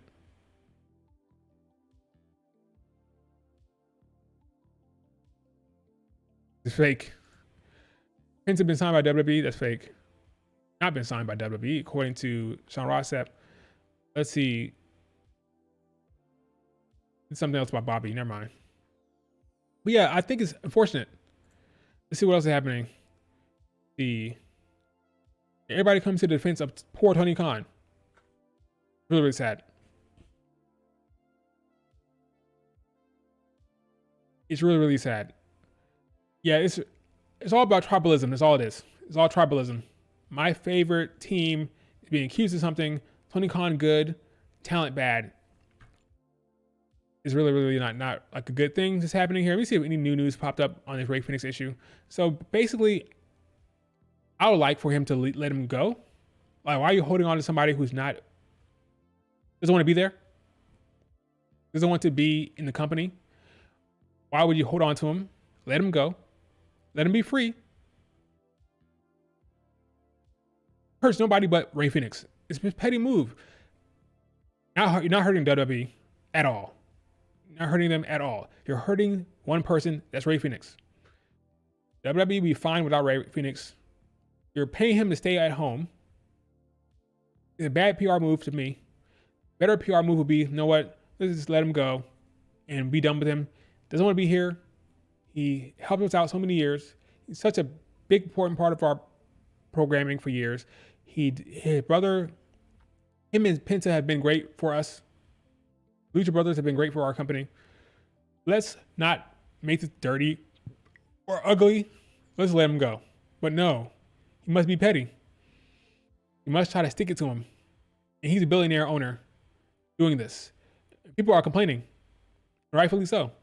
And the people who are defending it, it needs to be ashamed of themselves. Okay? If this is happening on the other end, if this is happening with WWE, I'd be saying they should let him go. If somebody wanted to leave in WWE, let's say Motor City Machine Guns wanted to leave, let him leave. Okay? That's what you should do. That's the right thing to do. Like, you're not doing anything wrong from a contract standpoint, but it's the right thing to do. Okay? He has a right to hold him. He has a right to extend the contract, but it's the right thing to do. And if he was saying for the longest time that he wouldn't do this, he would not do this type of thing, and he's going back on his word. So, like, one thing to be like the bad billionaire, like, people don't expect WWE not to do that. Like, that's what they do. He branded himself like the good guy billionaire, the good guy company, the good guy promotion, right? Now he's doing all the same things that Vince did. Look like a hypocrite, look like a liar. Because he's coming from the position of, oh, we're the good guys. So then be the good guys. Let them go free. Let them go. Don't be petty. It's bad. I don't know how Mercedes is staying there. Clown Man must have gave her, she gave her a lot of money. Mercedes is there because of the bag. Make no mistake. She's there for the bag. She's been paid very, very well. I hope this all works out for Rey Fenix. Let me check Reddit real quick. Check Reddit. I don't really trust the dirt sheets on anything. Dirt sheets are being fed stuff from the con man. So I don't trust what they have to say about any of this shit. Again, Sean Ross has friends in AEW. They're too close. Like, some of this talent, they're just too close to the talent. They really are. I can't take their word like verbatim. They're too close to, whether it's Will Johnson, whether it's some of these people in AEW. They're too close. Dave Meltzer is friends with all those guys. He loves AEW. They're too close and too connected. There's too much connections. They want to have like their like all these people from Fightful, all these people. I don't trust their input on AEW. I just don't. Right or wrong, I don't trust it. So, like, of course, Tony Khan will say, "Hey, dirt sheets, this is what happened," but I don't trust it. I don't trust it. So yeah, Rey Fenix is getting a lot of support online, and it's not helping Tony Khan's perception with the fans. It looks like Tony McMahon. Tony McMahon, that's his name. Tony McMahon. So I think he likes it. If you ask me, I think he likes that perception. I think he likes being like McMahon. He had admired Vince McMahon. He grew up admiring him. I read that somewhere. So he sees himself as a McMahon, potentially. So it's not going to change anytime soon. He will continue to screw these people who want to just leave, the Rey Fenixes, the Ricky Starks, just want to leave the company. He'd rather them stay at home, pay them, than to just let them go free. It's not like Tony Khan is worried about Rey Fenix like bumping WWE numbers. That's not going to happen. He's not going to be a needle mover.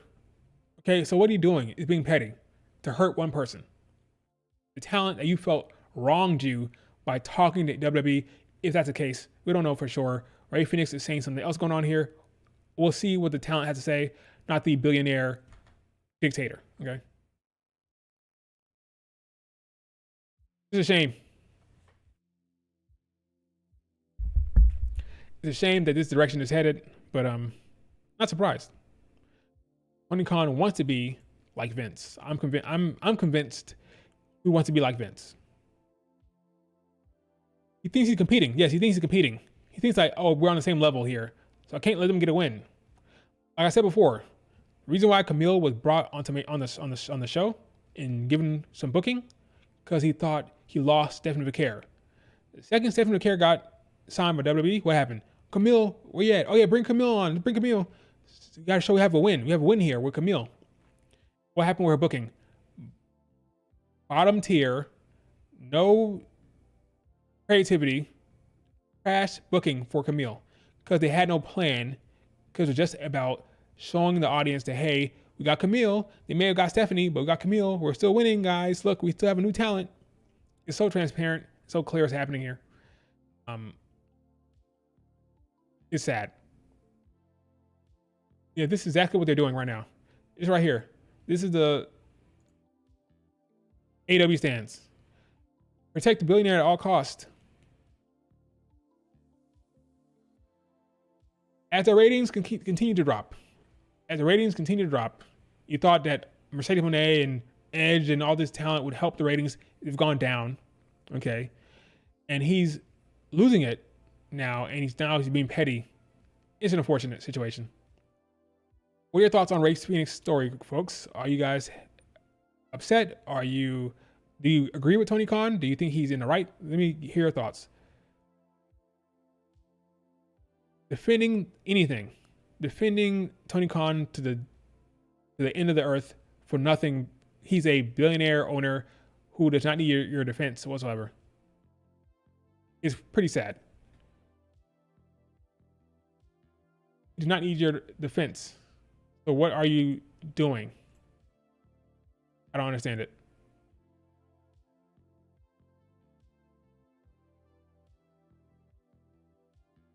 All the people who are friends with Rey Fenix, all the Latinos and the Hispanic folk, are they going to go to AW anytime soon? Got Stephanie going to WWE. Got Rey and Penta want to go to WWE. Will AW be the lucha spot? I don't think so. The luchadoras and then want to go there? I don't think so whatsoever. I think they'll be heading more to WWE, especially if they agree with how Rey Fenix feels and they believe his storyline. They're gonna go with Rey and stay with away from AEW. It's just so dumb. It's really, really dumb. I think they should have just let him go, wash their hands of it, and hope that none of this happens. But it's a bad PR for AEW when they're trying to sell, like, what is it? What's the Texas show they have coming up here? All In Texas. This is a storyline that's happening right now. This narrative is out there about freaking Rey Fenix during the time we're trying to elevate the brand by hyping up All In Texas. This all could have been avoided by just letting the talent go. Let him go. Oh, but it's bad because he wants to go to WWE.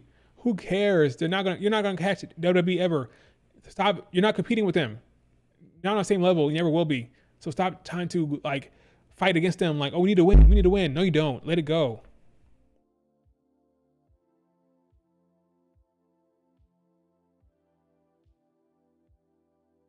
There's no benefit. You're right, Doom. There's no benefit whatsoever. There's no benefit. You're gonna get more Rey Fenix signs, more Rey Fenix chants. It's just stupid.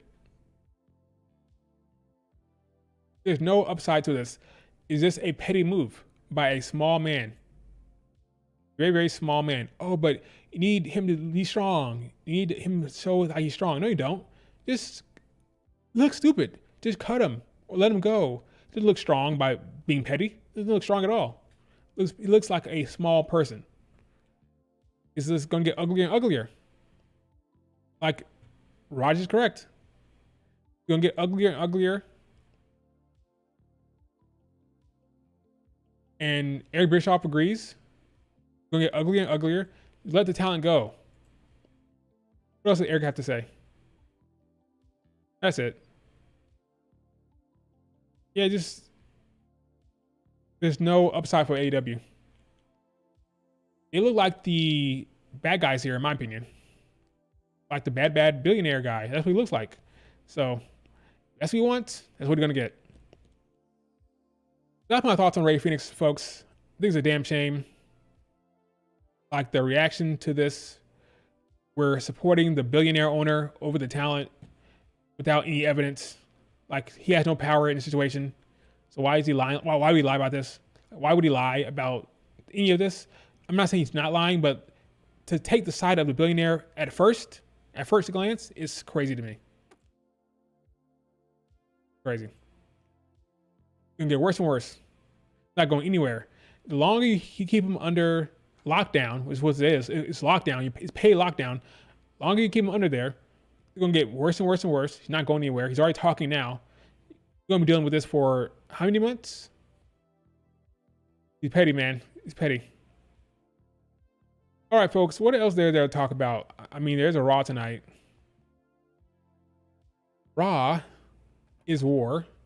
And we have a triple threat match between Lyra. Who else besides Lyra? Who's in that match? Lyra. One of the Party Birds? Yes. No. It's Lyra, is Zelina Vega, and it is Ivy Now. The Bird Lady is front and center. The Bird Lady is winning. I'd be shocked if anything else happens. I'd be shocked. Lyra wins. I think Lyra's winning the entire thing. Good for Lyra. Champion on the main roster in the mid card. It's gonna happen, folks. I have no doubt in my mind. What else is happening? I think there's a Wyatt 6 match against Final Testament in The Miz. That should be good. Got a fallout between the new heel team of the New Day. So got the fallout of that. Probably get a promo there. Maybe even a match. Right? Yeah, they're talking about the fallout there. Got what else? I think we got another match. Oh yeah, Raquel. I pray that Raquel wins, especially if Rhea lives going to Mania. Let Raquel win and let her get a win here of some sort. Because if it ends with Rhea Ripley winning tonight, then what are you doing? Just end the Liv Morgan storyline like as fast as possible in that case. But if we're going all the way to Mania, I think it'd be smart to have Raquel get a win here and prolong the storyline in a way that's interesting, in a way that makes Raquel look like a badass, not like a weak chump. Like she's been looking the entire time she's been back. Like Raquel has been looking very, very weak. This coming up on the Judgment Day scene. So hopefully they change that and have her win tonight. Oh, yeah, I saw that. I think I saw that. Bianca and Jade are ranked number 1 in the PW Insider nonsense. Let's see. Oops.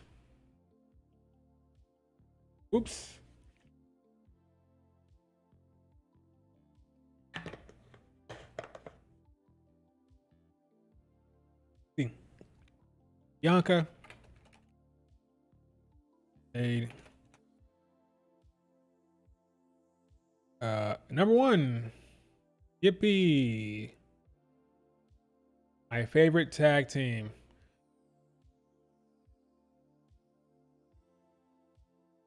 Mission accomplished. Yeah.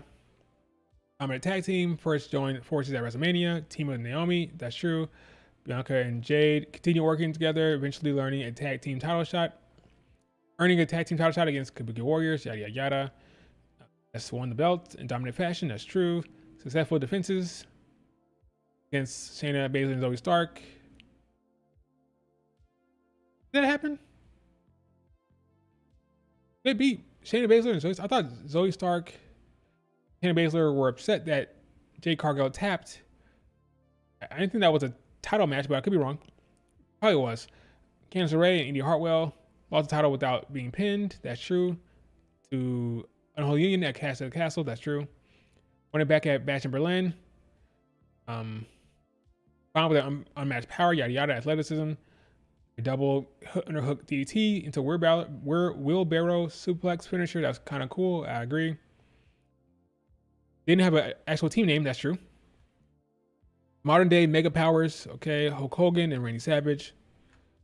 We all know how this worked out, giving both women huge upsides as single star.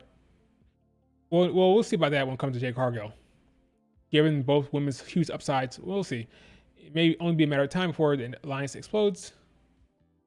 People are so ready for that match.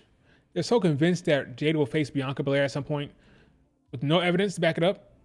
Oh, it's going to explode and going to be a heel face dynamic, and there'll be a match at Mania. No evidence whatsoever, but they're just convinced because they're single stars that that match is going to happen. It's kind of hilarious. But yes, Bianca and Jade are number one. The PW Insider for 2023. Well, not 2023, but 2024. They're not ranked for 2023. Whatever.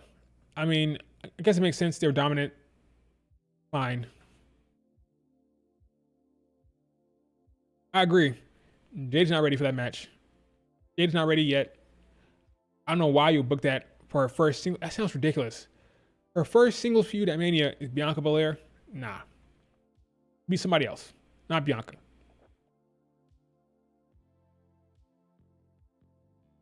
That's a mistake. They should have somebody else face Jade Cargill. Maybe Naomi. Maybe Nia Jax. Maybe someone else, just not Bianca Belair. That's her end game. How about end game before? Her end game is Bianca Belair. That is the person people want to see her wrestle for a long time. So you don't do it now. Pretty straightforward. I mean, gonna be silly. Congratulations, yada yada yada. So cool, great. That's all great and dandy. Who cares? There's a bunch of people sitting down making a list. See the rest of this list. Fraxium. I don't know what this tag team is. Simon, Young Bucks, TMDK, the ABC, FTR. Where's 200 kilograms? Where's 200 kilograms on this list? Let's see. The Bloodline.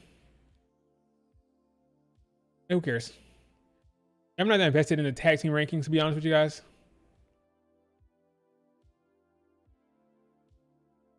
Anyway, good for Bianca, good for Jade.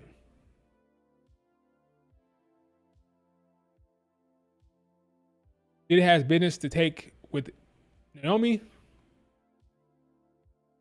We can only hope. We can only hope that Jade was attacked by Naomi, but we never know with these writers.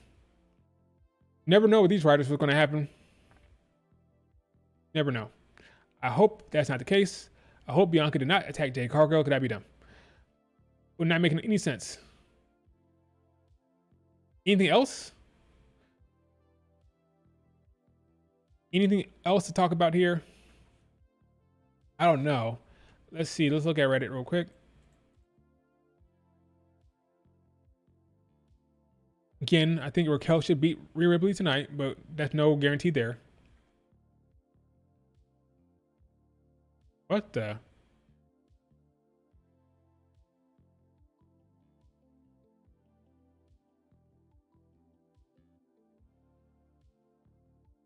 So here's what Lunchablog says about Rey Fenix issue. I believe Phoenix honestly thinks there's merit to what he's saying. I would hope so, and he feels strongly about it. I also feel this timing of this is planned campaign to rally support to force AW to let him out of his contract early. Well, AW is petty. By that I mean Tony Khan is petty. So I don't think that's going to happen. So if that's his plan, it's not going to work. I'd love for him to be out. I'd love for him to be free, but I don't see it happening. Anything else? I know that. Bianca becomes the first person ever to be ranked number one on more than one PI annual ranking list. So she's number one at singles, and she's number one in tag. First time ever. I didn't know that. That's news. That's news. That's more important. That's more newsworthy there. That fact. I didn't know that. I know the sub seemed to have a hate burner for Reddit is weird. I know the sub seems to have a hate burner for Bianca for being the female Cena. Don't get me started on that. Don't get me started on Reddit. See, that's why I don't go on Reddit that much. Reddit's stupid. Complaining about a top talent being protected and being strong in the ring, that's so stupid. When I'm a wrestler, really great for Jay to learn from her. Oh gosh. What? My only concern with Bianca is she looks lost in spot. See, this is why I get off Reddit. Freaking idiots. Absolute idiots. Reddit is a cesspool of foolishness that I cannot stand. Let's see. Anything else?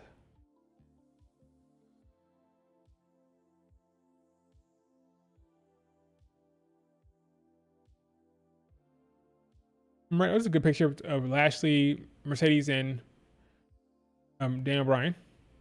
Bryan Danielson, however you want to say it. Anything else? Rich Holland has something to say. Who cares? Con, all in. Yeah, I don't care. Yeah, that's why I stay off Reddit, folks. Rhea Raquel should main event. It depends. How is it going to end? What story are they telling? That's all I want to know. Can it main event? Sure, but it'll probably be the Wyatt Six. Probably be Wyatt Six that main events. Think so? Number 2, Fraxium. Talked about that already. Saw that already. Number 2, Fraxium. Good for them. They deserve that. Might have deserved over Bianca Belair and Jade Cargill, maybe. For all I know.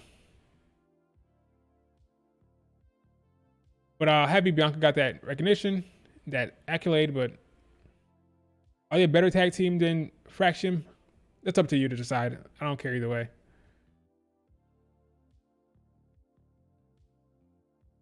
I can't wait to see Rey Fenix on Ariel Helwani's show.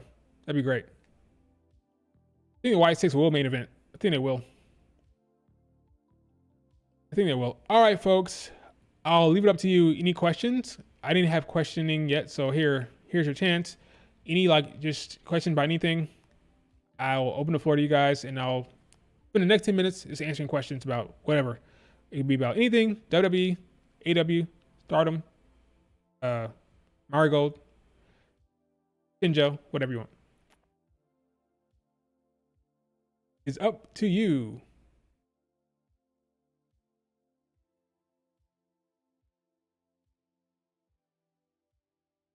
Wait 10 more minutes till it's 2 hours. Yes, I agree. So I'm giving you 9 minutes. Probably more. We'll see. It just depends.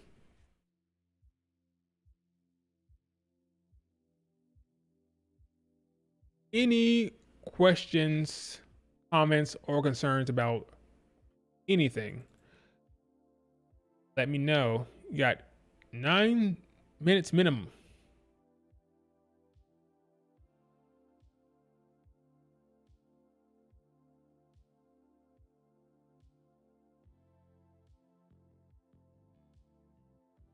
Rhea versus EO for Saturday night main event. I must say Saturday night main event for SummerSlam 2025. Night 1. Well, that depends on the draft. Who's on what show? Could be Bianca. Main event night 1 for SummerSlam. It depends on what they want to do. Do they want to take a long They don't want to play a long storyline with Bianca and Rhea Ripley. They want to do it long term, like a long storyline. If that's the case, you can do SummerSlam. Then you do maybe Survivor Series. Then you do Mania. You have like 3 different matches over the course of a year with Bianca and Rhea Ripley. Or you can save it for Mania. I don't know. It just depends. But yeah, you can do that. You can do SummerSlam, Bianca and Rhea for sure. Do I think Penta is Melo's opponent? I think so. That'd be cool. I think so. Why not? Why not? I would do it. About Triple H, I would do it. But I'm not sure. Bianca might win the Rumble next year. Yes, I agree. That's my thought process, David. I think Bianca will win the Rumble next year. Assuming the match next year is, well, not next year, the year after next. Assuming the match for 42 is Bianca Rhea Ripley, I do think Bianca will win the Rumble in 2026. 2026. Yep. Set up Bianca Rhea Ripley. That's the match. That's the end game for Triple H. Like the end game for Julia is Stephanie.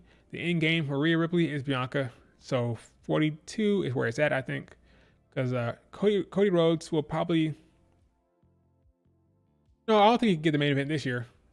So CM Punk will get it, and Roman Reigns will get it, but no Cody Rhodes this time. Maybe he'll open up the show. But I think CM Punk will get that match with Seth Rollins. You're excited for the match, but it waited too long? Waited too long for what? Bianca Rhea? NIY?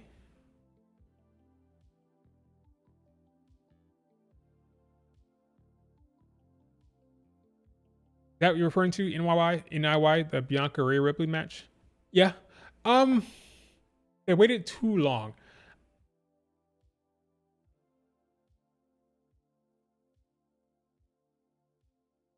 I think 41 would have been the best time to do it next year, 41, but they wanted to main event, I think.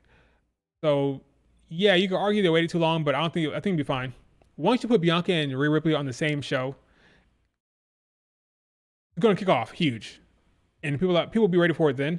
I don't think they waited too long. I think it's fine. They didn't wait too long. It'll be fine. I think it'll be fine. Who do you rather see Bianca face? Who would you rather see Bianca face? Who? Jade? No. Charlotte Flair? That should have happened before. That could happen this year or next year. 41. Who else for Bianca? That's it. Rhea for me is the top match for Bianca Belair. Same for Rhea Ripley. It's the top match. Who would you rather see? EO? Maybe. Some people might, but for me, top match for both of them are each other. Bianca Rhea Bianca, however you want to say it, that's the top match. That's a money match.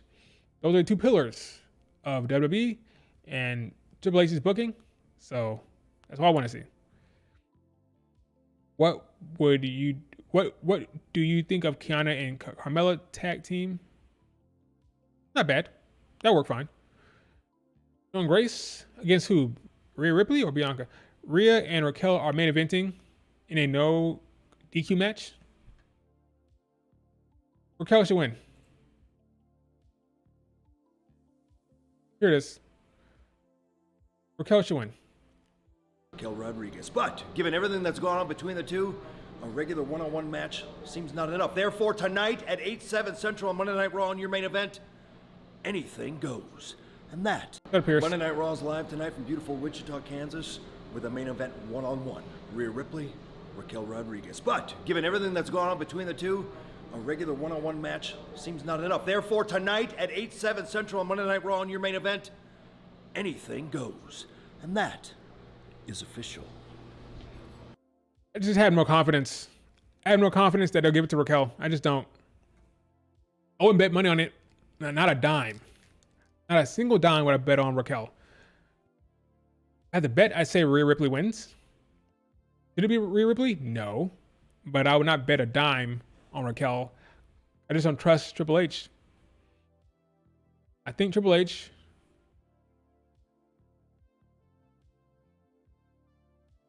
will probably book Rhea to win it tonight. It should be Raquel though. assuming we're going to Mania. If the Rhea Ripley Liv Morgan story is going to Mania, Rhea Ripley should lose tonight.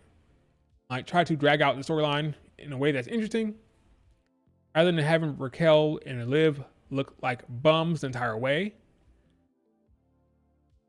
For the sake of the storyline, it'd be better, I think, if Rhea Ripley lost tonight, but who knows? Who the hell knows? I'm hoping Raquel wins. I have no confidence. No confidence whatsoever. Liv Morgan can get involved. Dom can get involved.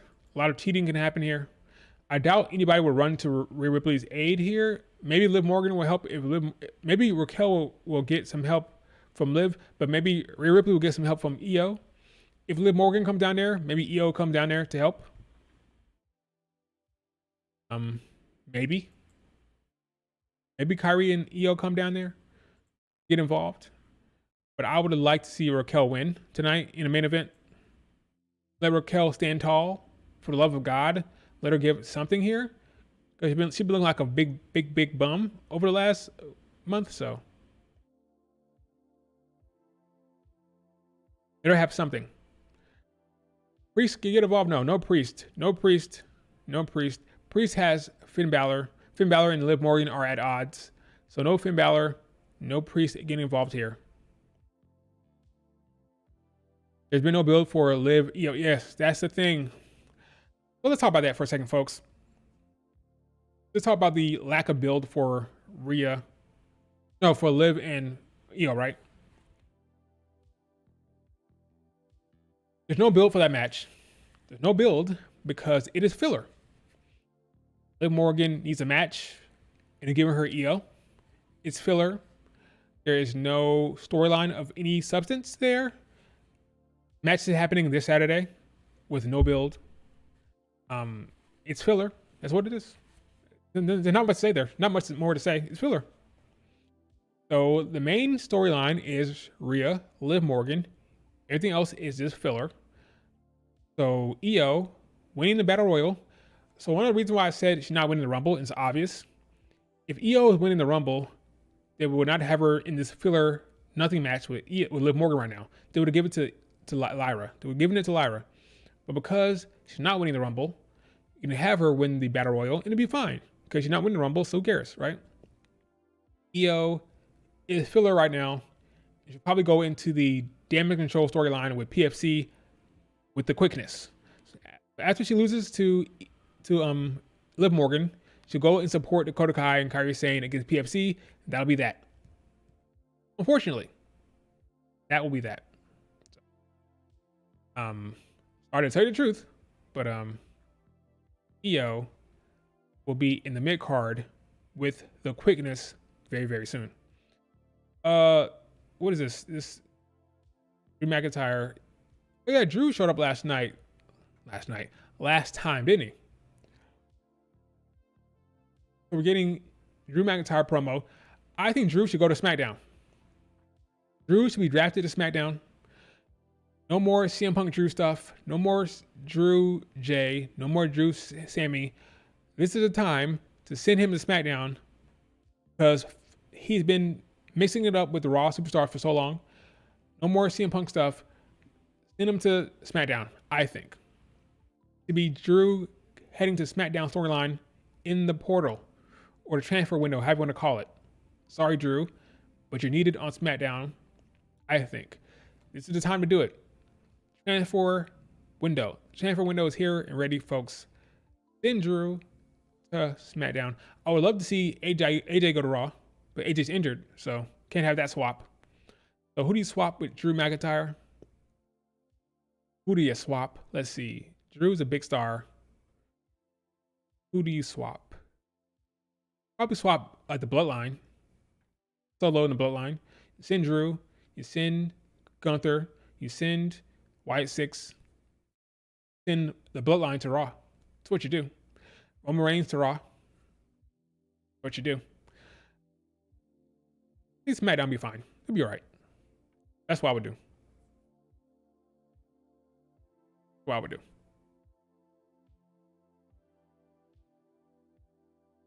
if it's not related to Rhea, then they don't care about Liv. That's true. That's another thing that people don't realize. Liv Morgan is in the position she's in. She's in the position she's in because of Rhea Ripley. That storyline. If Rhea Ripley were to retire tomorrow, I'm done with pro wrestling, I'm moving on to do something else in my life, Liv Morgan would drop the belt very, very quickly. Would drop the belt very, very, very quickly. But her having the belt is important to the Rhea Ripley getting her crowning moment at Mania 41. Therefore, she's champion. Let's take a close look of Liv Morgan once she dropped that belt at 41. Let's take a look. I think her booking would change drastically. I think she's in the position she's in now because of the Rhea Ripley storyline. The Liv Morgan Revenge Tour is all about Rhea Ripley and Triple H's vision for Rhea Ripley's ultimate crowning of the belt, of the championship coming up at 41. Go back to mid-card or the tag team division once it's over. No disrespect, but that's just how I see it. I'm going to have Liv Morgan at the top of the card with the Biancas, the Becky returning, Charlotte Flair, the call-ups like Sol coming up, Roxanne Perez, Lyra. She'll go down to the mid-card. And she could cook down there as a heel in the mid-card. She can cook down there. But it won't be anything beyond that.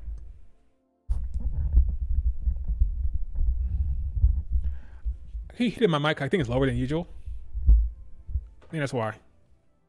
And lower than usual. That's why it's hitting it so much. But yeah, she doesn't have a leg to stand on with the booking once the Rhea story is over, I think.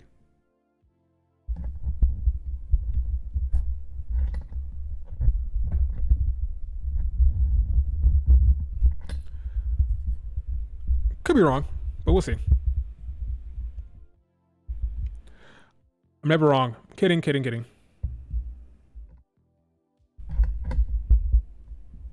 Wrong way. You fool.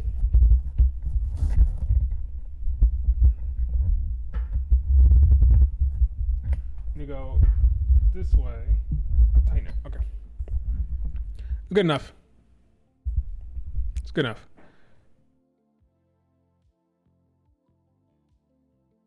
Anyway, that might be the end of the stream. We'll end it on that note.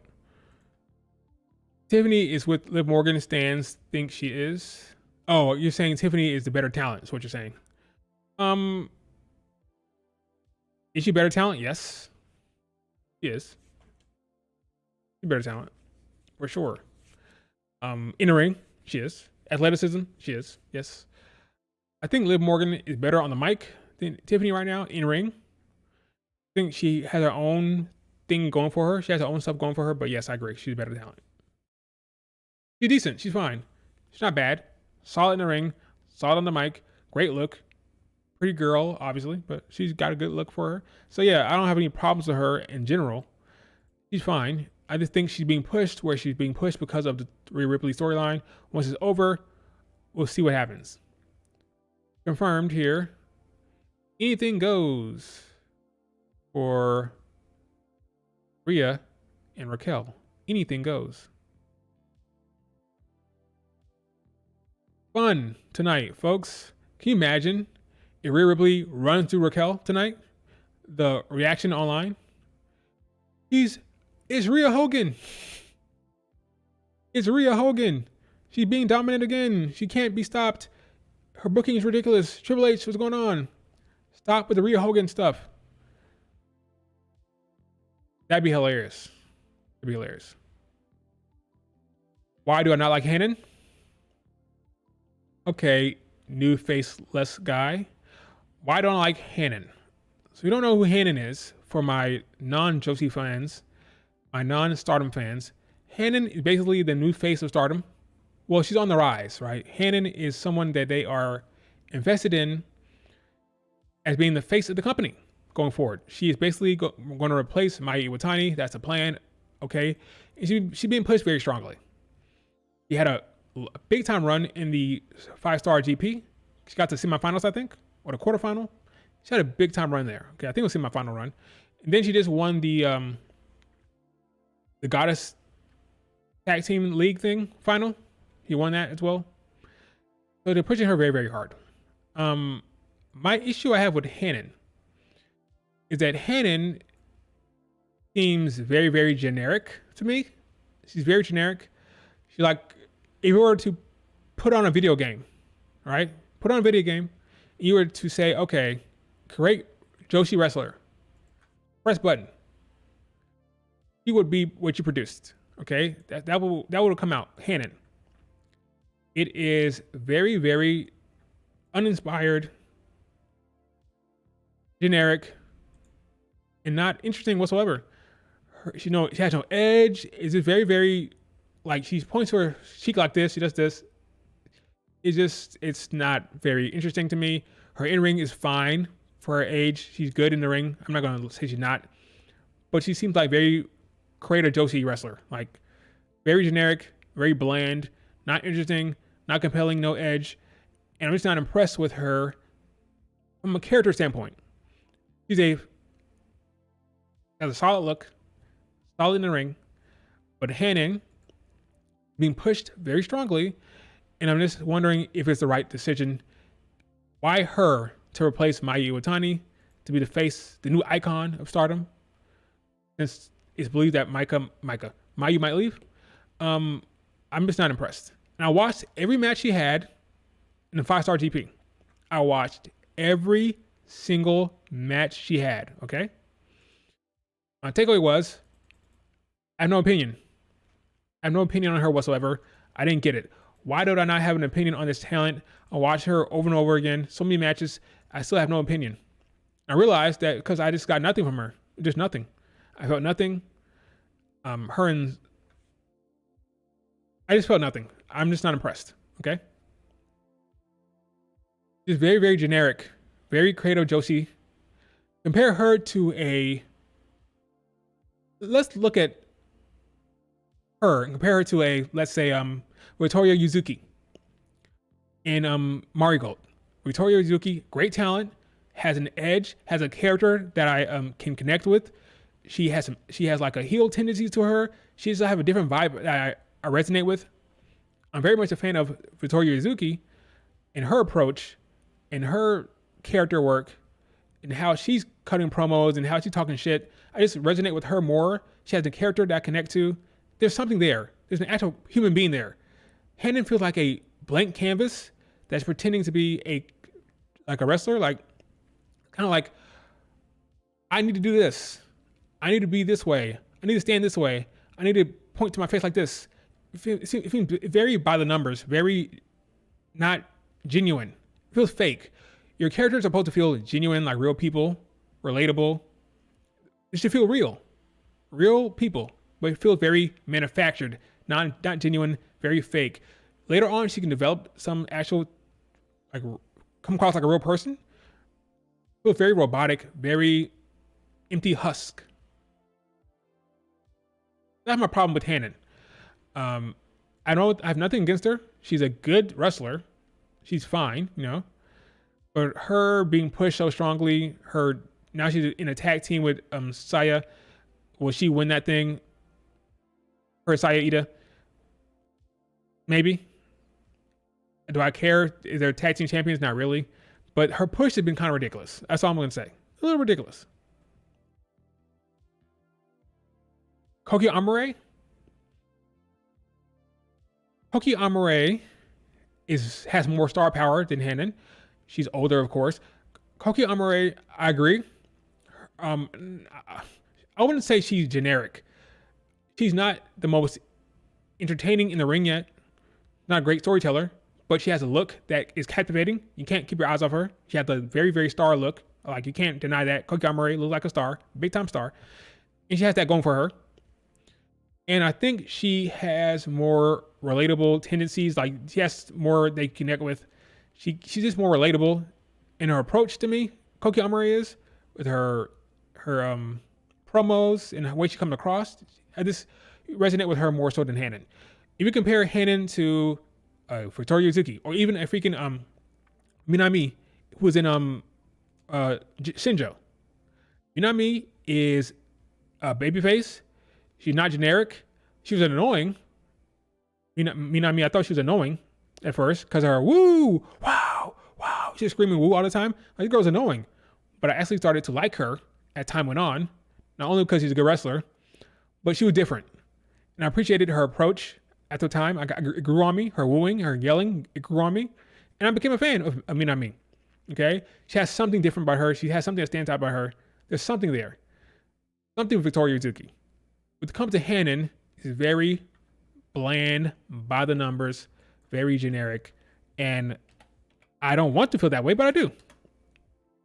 She's very Creator Joshi. Okay? Very Creator Joshi. And maybe that'll change with time. You know? Maybe that will change. But for right now, I'm just not impressed. Okay? With Hanan. Let's see. Yeah, here she is. I'm just not impressed. But yeah, she's only 20 years old. That can change over time, but yeah, just very generic. That's all. Very generic. Rhea versus Raquel 2 probably happens in a steel cage. Probably. Yeah, Sinjo is cooking. I'm enjoying Sinjo. And if we're talking about another young talent, like Minami. I'm sorry, not Minami. Manami. So many Manamis and Minamis, it gets confused. Manami from Insinjo.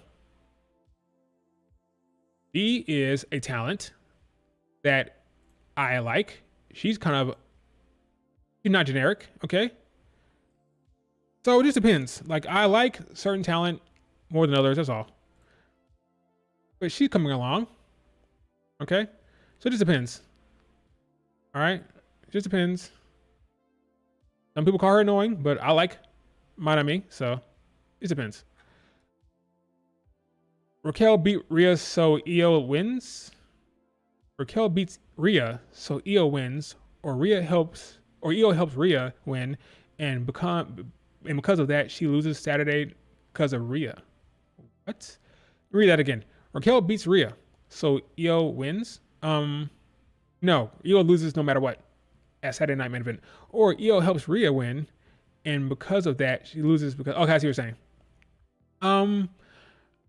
No matter what, Io loses, right? So you're saying that maybe she helps tonight, and then that will lead to Raquel getting, like, Raquel's going to interfere regardless. So Raquel will get involved in that match no matter what. Will Rhea try to help Io? I don't know, but no matter what happens, Io will lose. And her stance will be upset, I'm sure, but it is what it is. That's just how it works, folks.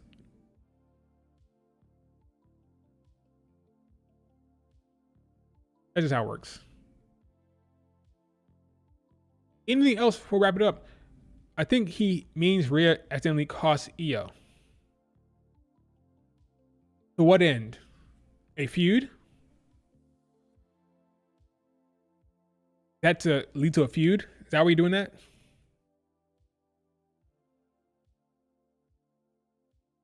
Like, why? Why does Rhea show up and lead to a EOL? Like, what are we planning? Like, what's the point? What's the payoff? Who will Liv feud with from Saturday Night Main Event to Mania? It's a damn good question. Nobody. You can have Liv working with the Judgment Day angle. Finn is trying to work his way into the main title scene. Liv Morgan and Finn are at odds. He could be doing that storyline. Like, remember what they did with Rhea Ripley. Rhea was the champion. Long times where she was not feuding with anybody, but she was in the Judgment Day storyline. You can have Liv Morgan in Judgment Day business for a month or two. They'll have her with the Judgment Day storyline for a while, away from the women's wrestling. Because remember, now you have a mid-card belt. So now you have a mid-card belt to fight over, while Rhea Ripley is chasing Liv Morgan, and Liv Morgan is dealing with Judgment Day business. The focus on TV could be the mid-card belt. You have Lyra and Becky and Io and Dakota Kai mixing it up in the mid-card, while Liv Morgan is kind of like hiding in the back, waiting for the Mania match. Folks will be mad about that, but it's very possible. Very, very possible. That's me. Rhea and Liv will probably be on one of the headlining matches for Netflix debut. If that happens, Rhea will be champion on Netflix. If that happens. I'm not convinced, but it could happen. I mean, it's a loaded show. I mean, you have a John Cena, you got to have Roman Reigns, and we have Cody Rhodes. But if it does happen there, I was wrong. I've been saying that Liv Morgan and Rhea Ripley are going all the way to Mania. If they do, Liv against Rhea Ripley on Netflix, Rhea will beat Liv Morgan for the belt. I don't think Liv Morgan will pin Rhea Ripley ever again during this storyline. So if it happens on Netflix on the first show, Rhea will be champion. Rhea will be champion. But I don't think it's going to happen. I don't think it's going to happen. I think it's going to go to Mania. No, Liv Morgan does not win the Rumble. No, that's not happening. I refuse. I'm joking. But that's not happening. It's not happening. Liv get a rematch? No. A rematch would be Rumble trying to win the Rumble. That would be a rematch. Trying to win the Rumble. It won't happen though. I think it's going to Mania anyway, so I think it's going to Mania anyway. We could do a Raquel Rhea match on Netflix debut, like a last woman standing match, or a cage match on the Netflix debut. That could be the end of the Raquel Rhea storyline, and then you lead to the Rumble season. You could do that.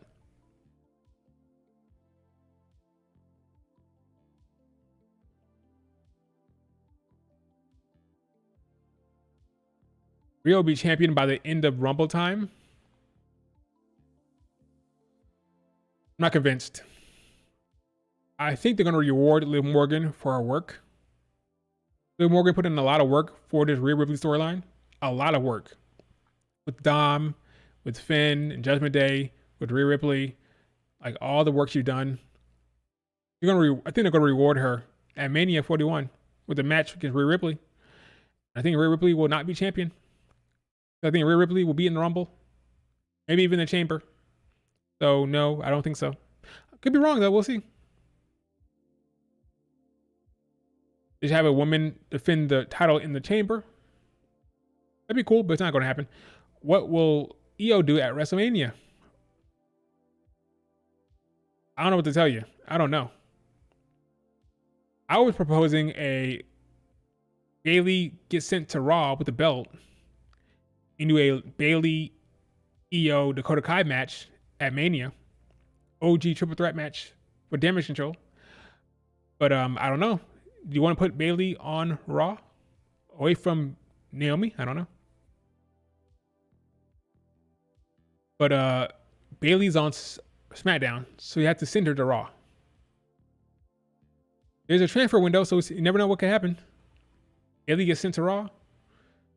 You can do that match. Bianca versus Naomi at Mania for the WWE title. Wow. Who wins the Rumble?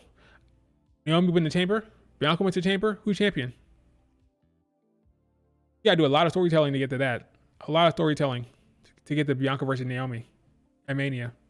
It can be done, but it take a lot of storytelling. What does Charlotte Flair do? What does Charlotte Flair do in that scenario? Did you consider that? A lot of big stars. They can't all have matches.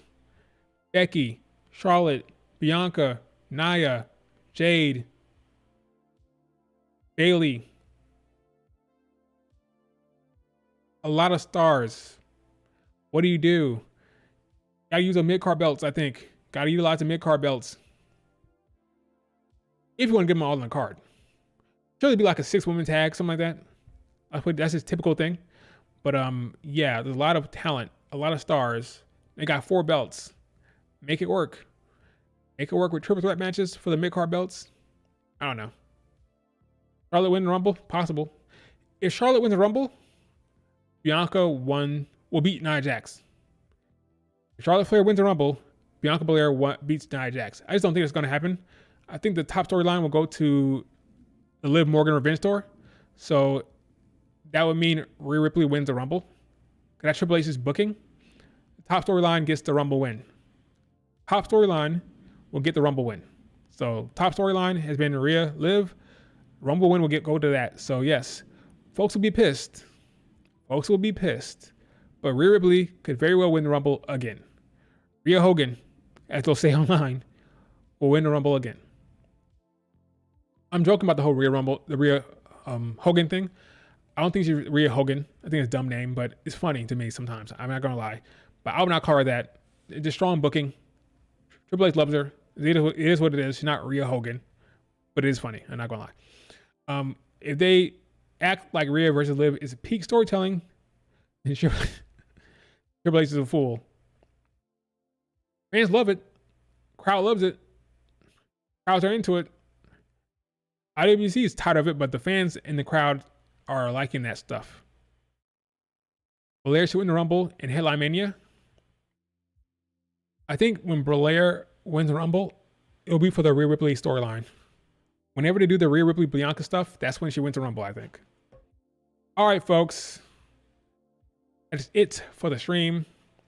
Do me a favor, like the video, subscribe to the channel, enjoy Monday Night Raw. It should be an interesting main event, depending on how the fans react. Why? Wait. Why is Rhea Ripley and Raquel main eventing? I'm sorry, y'all, but there has to be some conversation to be. Folks are done. They're done with the Rhea Ripley Liv Morgan storyline in all facets. Whether it's Rhea Liv, whether it's Rhea Raquel, they're done. Is Rhea wrestling at singles match on TV? It is. Is Rhea Ripley wrestling a singles match on TV? LOL.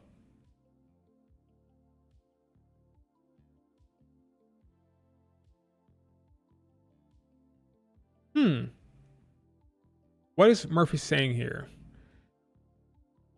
Why is Rhea Ripley and Raquel main eventing? I'm sorry, y'all, but there has to be a conversation. Why you hate Rhea so much? Where you get me hating Rhea from? Bianca fans like Rhea Ripley for the most part. Bianca and Rhea Ripley are very close. Bianca loves Rhea Ripley. Rhea loves Bianca. Bianca fans like Rhea Ripley for the most part. We're getting sidetracked again. Getting sidetracked. Keep trying to end the stream and something happens. I see something on Twitter and I won't shut up. But the discourse around Rhea Ripley and will be funny. Take a close look at what happens tonight, folks. A close look at her booking and how strong she looks, because the IWC will be on it tonight when it comes to Rhea Ripley. They'll be on it. Bianca stands hate Rhea. That's not true. I'm a Bianca fan. Do I hate Rhea Ripley? No. Bianca and Rhea Ripley are close. They are like super close friends. They love each other. That's silly. They don't hate each other. They hate her. Let me give you some insight on the Bianca Belair fan mind, okay? They don't hate Rhea Ripley. They hate the way Rhea Ripley is treated in the IWC because they think it's different than how Bianca is treated. Say it again. They hate how Rhea Ripley is treated because they think it's different than how Bianca was treated.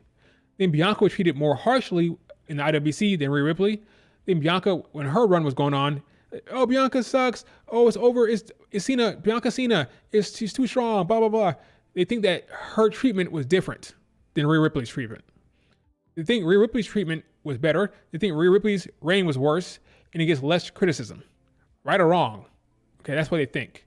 So more about a reaction to the IWC. Rhea herself, they don't have a problem with it. They're fine with Rhea Ripley. Bianca and Rhea Ripley are close. They're friends. Rhea Ripley has defended Bianca time and time again. Rhea has come to Bianca's defense over and over again, right? They like Rhea Ripley, the person. They hate the way Bianca's reign is perceived when compared to Rhea Ripley. That's the issue. That makes sense, David?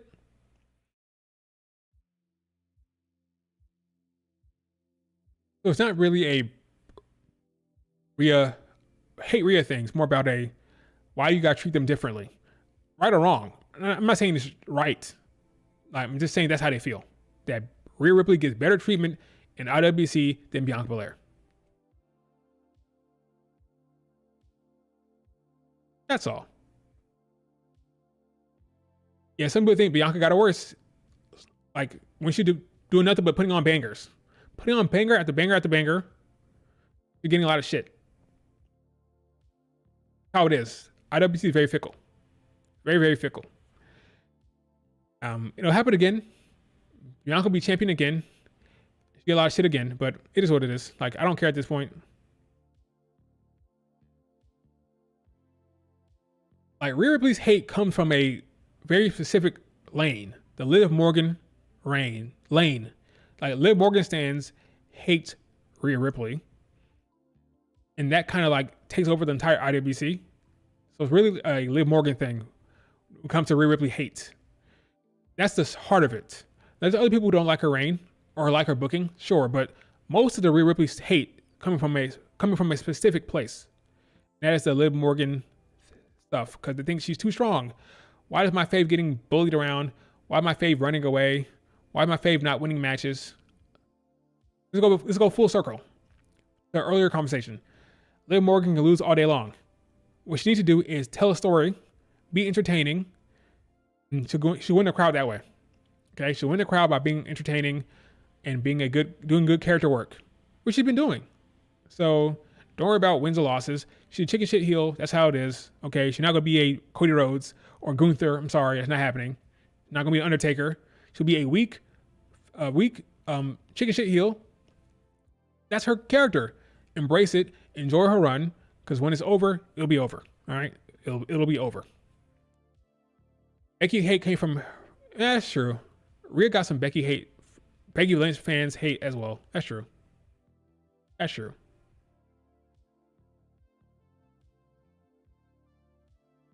That's true. All right, folks. I'm wrapping up now for real. Do me a favor, like the video, subscribe to the channel, leave a comment if you're watching this on replay, and I'll talk to you guys later. Enjoy Monday Night Raw. Again, a lot of talking points. IWC will be laughing their asses off, I'm sure, at the match. Hopefully all goes well. I'm hoping for a Raquel win, but we'll see. No guarantees. Later, folks.